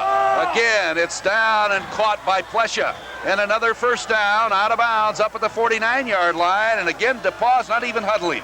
They're going to quickly hurry up, get that hurry-up offense going, and not really the 2-minute offense. It's just kind of a hurry-up type offense, not giving the defense any chance at all to settle down. They worked this well against Hope College early in the season. In the slot out to the right side is Doug Penn. Wide to the right goes Weaver. Here to the near side is Scott Plesha. Bonacorsi is the lone running back, and now Penn in motion. They hand it off to Bonacorsi. He cuts back. He's up to midfield, and that's off. great defensive work by Danny Knight, who is just playing a great ball game for Wabash. He's a senior out of Munster, Indiana. He made the tackle. It's going to be second down and 9 yards to go for the Tigers. And again, they come up quickly. Weaver wide to the right side. Plesha here to the near side. Penn is in the slot out to the right. They fake the run to Bonacorsi. Back to throw. Over the middle it goes to Sky Holford, the tight end, down into Wabash territory to the Little Giant 34. Not over yet, Joe. No, it's not over. Wabash, notice they're coming back slow, trying to hold up the fast offense that DePauw's running, the no-huddle offense. Well, you viewers that are enjoying and liking exciting football, you're seeing it right here in Crawfordsville. All kinds of offense. Back is DeNicola. Out in the flat, all alone is Penn, but he overshot his mark. Well, that would have been a fine game for DePauw. That stops the clock with 9.5 minutes remaining. 41-26, Wabash leads it. That's really a big break for the Little Giants, but you see DePauw's going to line it right up again. I think they've seen that they can take advantage of something in the Wabash defense, lining up quickly, and they've been throwing some good passes, running some good routes. Interesting football game. Second down, 10, DeNicola. Out in a flat. This time he's got it out there to Penn, and Penn has his problems trying to get away from Jeff Relu. In fact, very little gain at all, so it's going to be third down, a good 7 yards to go for DePauw. Big play at the Wabash 31. If you'll notice, Dick, DePauw has not even thrown to Weaver for a while, so I don't want to say it, but we could be seeing him coming up. DeNicola on third down, dropping back. He's got it over the middle. There's Weaver, and interception by DePauw by Dave Vandergrift. What a great interception by Vandergrift. Vandergrift caught the ball with Weaver to, I guess, for the 2-point conversion to end the half. They both caught it. This time Vandergrift with a great play. Boy, look at that interception right there. Just stepped right in front of the intended receiver, Weaver, and pulled it out of the air. I'll tell you, the key to Dave Vandergrift is he is just a super athlete. There he is, 6 foot, 180-pound senior out of Greenwood. I know his dad's proud of him. He's a high school coach, coached him in high school. Dave is just a super athlete, and that's what makes him so valuable to this ball club. Boy, a fast-moving football game in this battle for the Monon Bell. 41-26 is the score. 9 minutes remain. Wabash with the football. At their own 20, well, let's make that 18-yard line. Scott Hoffman, let's make that, he hands the ball back. Riddle swings wide left. Riddle finds some opening. And good quickness by Rich Riddle, the sophomore from Crown Point, Indiana, has given Wabash a first down up at the 28-yard line. Steve Batriel out of Carmel, Indiana, and Clark Rogers, another Carmel, Indiana graduate for DePauw. We're there to make the tackle. So first and 10 for Wabash. Boy, Riddle, as you had mentioned, Chris, is a little guy, 5'9", 155 pounds. You would never know it watching him run here this afternoon. I tell you, he's not scared of too many things, and he's probably one of the finer Division III running backs you're going to see. He's just a sophomore, so he's got a lot of playing time ahead of him at Wabash. First and 10 to go. Little Giants. Altavilla comes here to the right side. Steve Hoffman takes it and pitches it back again. It's Riddle. He cuts back, and Riddle is up near the 35-yard line. Boy, play is getting a little bit fierce inside right now, Coach Mont. And they're eating up some valuable time too. They know that they don't want to kick into the wind, which is picked up very briskly here in the fourth quarter. Well, let's take a look at the passing yards of the ball game. Wabash 204 yards, DePauw 179. It's been a ball game pretty much dominated by throwing the football today. And Wabash has the advantage, and there you see the rushing yardage, 146 for Wabash and 102 for DePauw. Most of those statistics have gone to Wabash's favor in the second half, as it was tied at halftime at 20-20. Second down and 4 as Hoffman gives it back. Riddle. Little stagger step behind the line of scrimmage, tries to swerve out to the right side, but crashing through was Tom Honeywell to make the tackle for DePauw, and Honeywell a little slow in getting up. Third down, 3 to go for Wabash. One thing Wabash has done here is they've taken some inordinately wide splits here in the second half.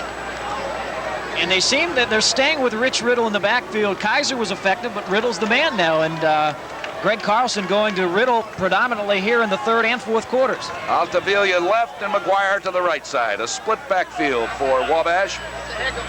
And that is Graebner along with Riddle, and Hoffman taking a long time, and a penalty marker going down. Now let's see. It's delay of game against Wabash. That's going to walk the ball off 5 yards. Could be a costly penalty there for the Little Giants. It looked as though Hoffman was a little bit confused as he came up to the line of shoot. Did you get that idea there, Chris? I got that idea, and I think maybe it was a wise move, because I think he was confused, and, you know, broken plays often result in turnovers, so it might have been a wise move to take the 5 yards. 6 minutes and 50 seconds left, and the clock is running. Out of the huddle they come. To the right side is Granson. In the slot to the right is Tony Altavilla. The tight end over on the left is Nick Crnkovich. Here goes Hoffman, fakes the run, drops back, one over the middle, and it is caught. Great catch by Timmy Granson. First down, Wabash up at the 44-yard line. I like to see this for the seniors. Tim Granson, a 4-year starter for the Little Giants. As you watch the replay, over the middle, a great catch, and what a way to end your career on the upside of a Wabash DePauw game. Still a lot of time left, but Wabash now in control, and they're moving the football. I'm glad you noticed there's a lot of time left there. 6 minutes, 15 seconds to go. 41-26, Wabash leads it. Hoffman pitches it to Riddle. Oh, what a great defensive play by Tommy Honeywell. He's made some good plays, Coach Tom. He sure has, and Tommy's just coming off of a hand operation 2 or 3 weeks ago. We're very fortunate to have him back and have him back in the future. DePauw has 18 seniors on this year's team. And there is one of them out of Wheaton, Illinois. A replacement for Wabash, Tim Granson, who hails from Kokomo and a senior, is into the lineup, and he goes out wide to the left side. Near side, we've got Tony Altavilla. They haven't thrown to Tony Altavilla for some time either, Chris. You talked about not throwing to Weaver for DePauw. They haven't thrown to their leading receiver, Altavilla. They fake the pitch out. Hoffman tries to roll out on a kind of a bootleg play over to the left side, and boy, DePauw was waiting for him. Threw him for a loss, about a 4-yard loss, back inside the 40 to the 39-yard line, as he didn't fool Stetson, Banks, and Rogers, the right side of that defensive line for DePauw. So 3rd down and 15 yards to go for the Little Giants at their own 39. 5 minutes left, and the clock ticks away. And time becomes of essence to DePauw right now. They trail by a 41-26 score. And the Monon Bell is what they're fighting for. DePauw won it last year, 16-10. And Wabash want to keep it here. Here's a long one over the middle. Altavilla, and he's got a great effort and a first down. Altavilla on a great catch. We had just mentioned a moment ago they haven't gone to him, and they picked a great time there, Chris. He's the money man, and he's the money wide receiver. He's a senior out of Rumson, New Jersey. Watch Hoffman drop back, and Altavilla wide open. We hadn't seen him here in the second half, and a great hit here by the DePauw defense, but it's all Tony's. He wants the first down, and that's going to ensure that Wabash keeps the ball for at least another minute or two and force DePauw to call some timeouts. Well, we have mentioned that the alumni calling in from all over the country. We have literally heard from every corners of the United States this afternoon here in Crawfordsville. Vancouver, Washington is calling. Newport News, Virginia. Boy, I see you got a note there from Richmond, Virginia to say hello to Coach Mont. So it's 1st and 10, Wabash. Tulsa, Oklahoma. It says say hello to Joe Allen. I wish I could. Well, hi, Joe. He's right close to where we're coming from right now. He probably is. 1st and 10 at the DePauw 46. Hoffman. Graebner. And that's about it. A yard, and that's all. Graebner gets a yard. The senior out of Monroeville, Indiana. So 2nd down and 9. And again, Scott Stetson. He's been a stalwart in that front. He's been a stalwart. He'll be back next year for the Tigers. He's a junior out of Palatine. There goes an over-exuberant band going out under the auspices of the Crawfordsville Gendarmes. Well, that's what it's all about, folks. They said it would happen, and I've seen it all first-handed, I can assure you. Here is Hoffman. He gets it to the Smecca man through, and that was Riddle. And Riddle gets a couple of tough yards. And Rich Tull, the 2-year letterman out of South Bend, Indiana. And Lee Banks, a 3-year letterman out of Chicago, were there to make the tackle initially. Lee Banks, a very intense young man, and I know that if we don't come out on the long end of the score, he's going to be sorely disappointed. He's had a great career in football at DePauw University. And a fine student. You're going to have to do something, Coach Mont, because you got less than 3.5 minutes left, and you trail by 15. Hoffman over the middle, completed to the tight end, Nick Crnkovich. And it's another first down for Wabash, down to the 34-yard line. What happens after a win here? What you guys have to tell me. Where do you go for protection? I'm staying here. Well, I'll tell you, 3 minutes and 15 seconds away, we hope you may see this whole Wabash crowd over by the bell. And I just wanted to take the time. I think here in the last quarter, the play calling by Wabash has been simply superb. And you got to give credit to Scott Boone. He's a receivers coach, and he's up above. You have Steve House and the coaching staff doing a tremendous job calling the plays for the Wabash Little Giants. Here's Riddle again, and he gets 3 off of left guard, and he's down close to the 30-yard line.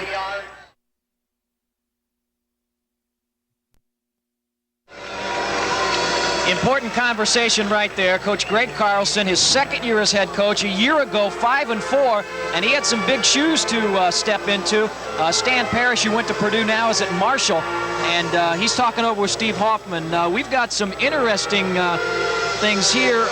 Larry Marfees is out in Las Vegas. I know he's not in the Brass Monkey Bar, but he's with 50 DePauw. Is he in the library up to Las Vegas? Well, he is. He's at University of Nevada, Las Vegas, and he was captain of the 74 team, but he used to coach when he left DePauw with Coach Carlson. I'll tell you that it's second down for Wabash, second down and 7 to go at the DePauw 31-yard line with 2 minutes and 50 seconds left in the game. And Wabash leading at 41-26. Up to the line of scrimmage they come. They pitch it back. Riddle swings left. Riddle cuts back, and Riddle is close to a first down inside the 25. Oh, he's a fine-looking football player. Just a sophomore, 5'9", 155 pounds, and who says that you can't be small to play college football? If you go to the right spot, you can play. Here's a replay, and you just watch this young man. Look at him go. He makes a great cutback here to stay in bounds, puts his head down, and gets enough yardage for a... Well, they say he was down not far enough for a first down, just about a foot short. So it's 3rd and inches to go for Wabash. As Rich Riddle, 3rd and 1, really having quite a day. They hand the ball back, and it's Riddle again. He's got the first down. Rich Riddle's been the main offensive cog as far as the rushing game this afternoon, and this last drive really has put the nails in the coffin because Wabash has kept the football for at least the last 4, 5, or 6 minutes, and DePauw just has not had their offense on the field. Well, we've just been made mention the fact that the most valuable player offensively has been Rich Little for Wabash, and the defensive player of the day is Mike Hoff for Wabash. So those are the 2 most valuable players of this Monon Bell game. What you'll see now, there'll be a mass exodus if Wabash holds on and wins here to go over to the bell. But I think you'll also see a true display of sportsmanship with both teams will come to the center of the field. The team to lose is going to be very disappointed, of course, but the game itself is so much bigger than everything, and so they'll get the bell, and still the sportsmanship will prevail. Steve Hoffman, as you see right there on the screen, has had a good day today. The senior playing his last game for Wabash, hails from Delphi, Indiana, and he has been a persistent performer in his career here at Wabash. The handoff, Riddle. Boy, he zigs and zags in that backfield and gets a couple of tough yards. Bill Jennings making the stop for DePauw. The clock less than 2 minutes. And things are going to run down on DePauw. And their quest for returning the bell to Greencastle, Indiana, looks like it's just about dimmed out. Well, their heads are hanging a little bit out there, but it's been a kind of a football game that they have nothing to be ashamed of. And Clark Rogers, Lee Banks, Stetson. Here goes Riddle, and that time he didn't fare so well as he was brought down by Andrew King. And it's a loss on the play, but the time is ticking away. 1 minute and 15 seconds to go. Third down now for Wabash.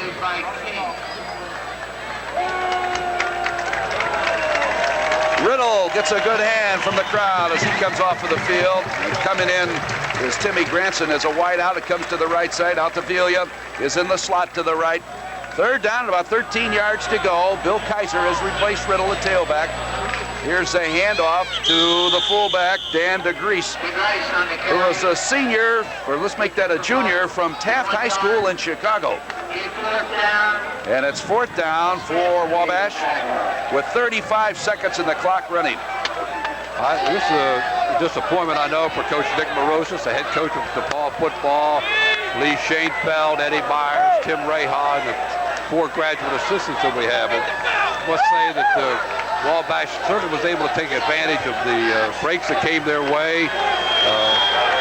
Well, I tell you, we're going to be going down, Tom Mott, because it's pretty well all over, but the shouting, there's a penalty marker down, and it's going to have to be a walk-off against Wabash for delay of the game.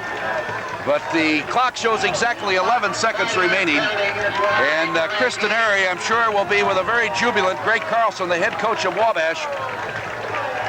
And here are our people that have made today's game possible. The president of SPN, Richard B. Smith, Ray Kling is the vice president of programming, and Dave Kempton, who is standing right behind us, who is the director of sports programming. And also the DePauw TV committee of Dr. Richard Rosser, Dr. Robert Bottoms, J. Patrick Aikman, Tom Mott, to mention a few, and there's the Wabash committee of Dr. Salter, Smith, Keene, to mention some more. And here's the play by Wabash, gets a few yards. And we want to thank everyone that's made it possible, the sports information directors and the coaches. There's the bell, and there the bell will go to Wabash. Victorious here over DePauw this afternoon. And time is going to run out. The final score will be 41-26. And Chris Denari is going to be with a very jubilant Coach Greg Carlson, I'm sure. Tom Mott, you had the experience of going through 13 victories in your 18 years, and it's got to be a very satisfying thing to know you're going to spend the rest of the winter with a victory in your back pocket over Wabash. It means a lot to the winner. It gives them bragging rights for a year. But our coaches, they'll be back ready to go Monday and get ready for next year. So we're all set to go, and up to the line of scrimmage they come with Tony DeNicola, the quarterback. Weaver in motion. Dylan Donnelly put it up there, and he does. It's a screen pass to Bonacorsi. Bonacorsi, but he's head down, has got a first down, but time has run out. Boy, and the Wabash team out on the field, and of course this is going to be a traditional ceremony that you will see. Both coaches there shaking hands. All of the team members from each school begin to shake hands and congratulate one another. And across the field, as you see, here comes the Monon Bell. Isn't that great, Dick? Well, that's a tremendous view that we have from our vantage point here in Crawfordsville. And all the Wabash graduates from around the United States have got to be a little bit happy right now, Tom Mott. They sure do, and we at DePauw offer our congratulations to a fine football team from Wabash. You know, another interesting thing, Dick, the stadium's all messed up now, but tomorrow morning, if it's anything like DePauw, it'll be the football team on a work program that will be out cleaning this stadium up. And I want to mention this Rich Monacorsi, who's done that for us for 3 years. He's headed up to work through after a home game. So I hope that the SPN fans have really enjoyed the football game. I know that I've enjoyed working with you. Okay, we'd like to go down to the field now to Chris Denari and Coach Greg Carlson. We're with victorious Coach Greg Carlson, the Wabash Little Giants. A tremendous victory, your first Monon Bell victory as a head coach. I tell you, this is the best victory I've ever experienced as a head coach, the best victory I ever had as a head coach. This is the greatest Division III game, and I think today proved it. We jumped up, they came rallying back, we got behind, but we're little giants, and our model is we always fight, and you saw it today, baby. This ball club took advantage of 3 second-half turnovers. What did you talk about at halftime after the momentum had changed? Biggest thing is keep your poise. At halftime, it's 0-0. Okay, as far as we're concerned, we got 30 minutes to win a football game. We told our kids, relax. We've been behind before. We've been way down before. These kids never quit. today it paid off. You got great performances from quarterback Steve Hoffman today. He hit the nail on the head, but Rich Riddle in the backfield, the sophomore at Crown Point, really, I thought, turned this ball game around. Yes, it did. When we had to run the ball, they iced the game, our offensive line responded, and our tailback responded. And I tell you, I've never been prouder of a group of kids in all my life. And one thing I want to mention, this is a typical DePauw fashion after a football game. Coach Greg Carlson and the Bell is in Crawfordsville. We'll go back up to the press box.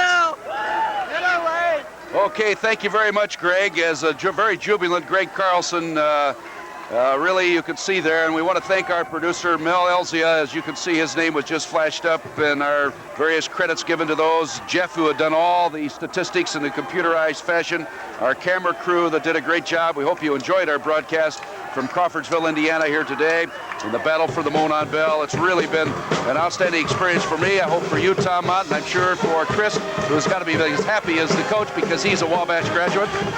And we really want to thank everyone for joining us, and we just hope that you had an enjoyable afternoon wherever you may be, watching the Wabash and DePauw game and the battle for the Monon Bell. It was a DePauw alumni all over the country. Thanks for calling in.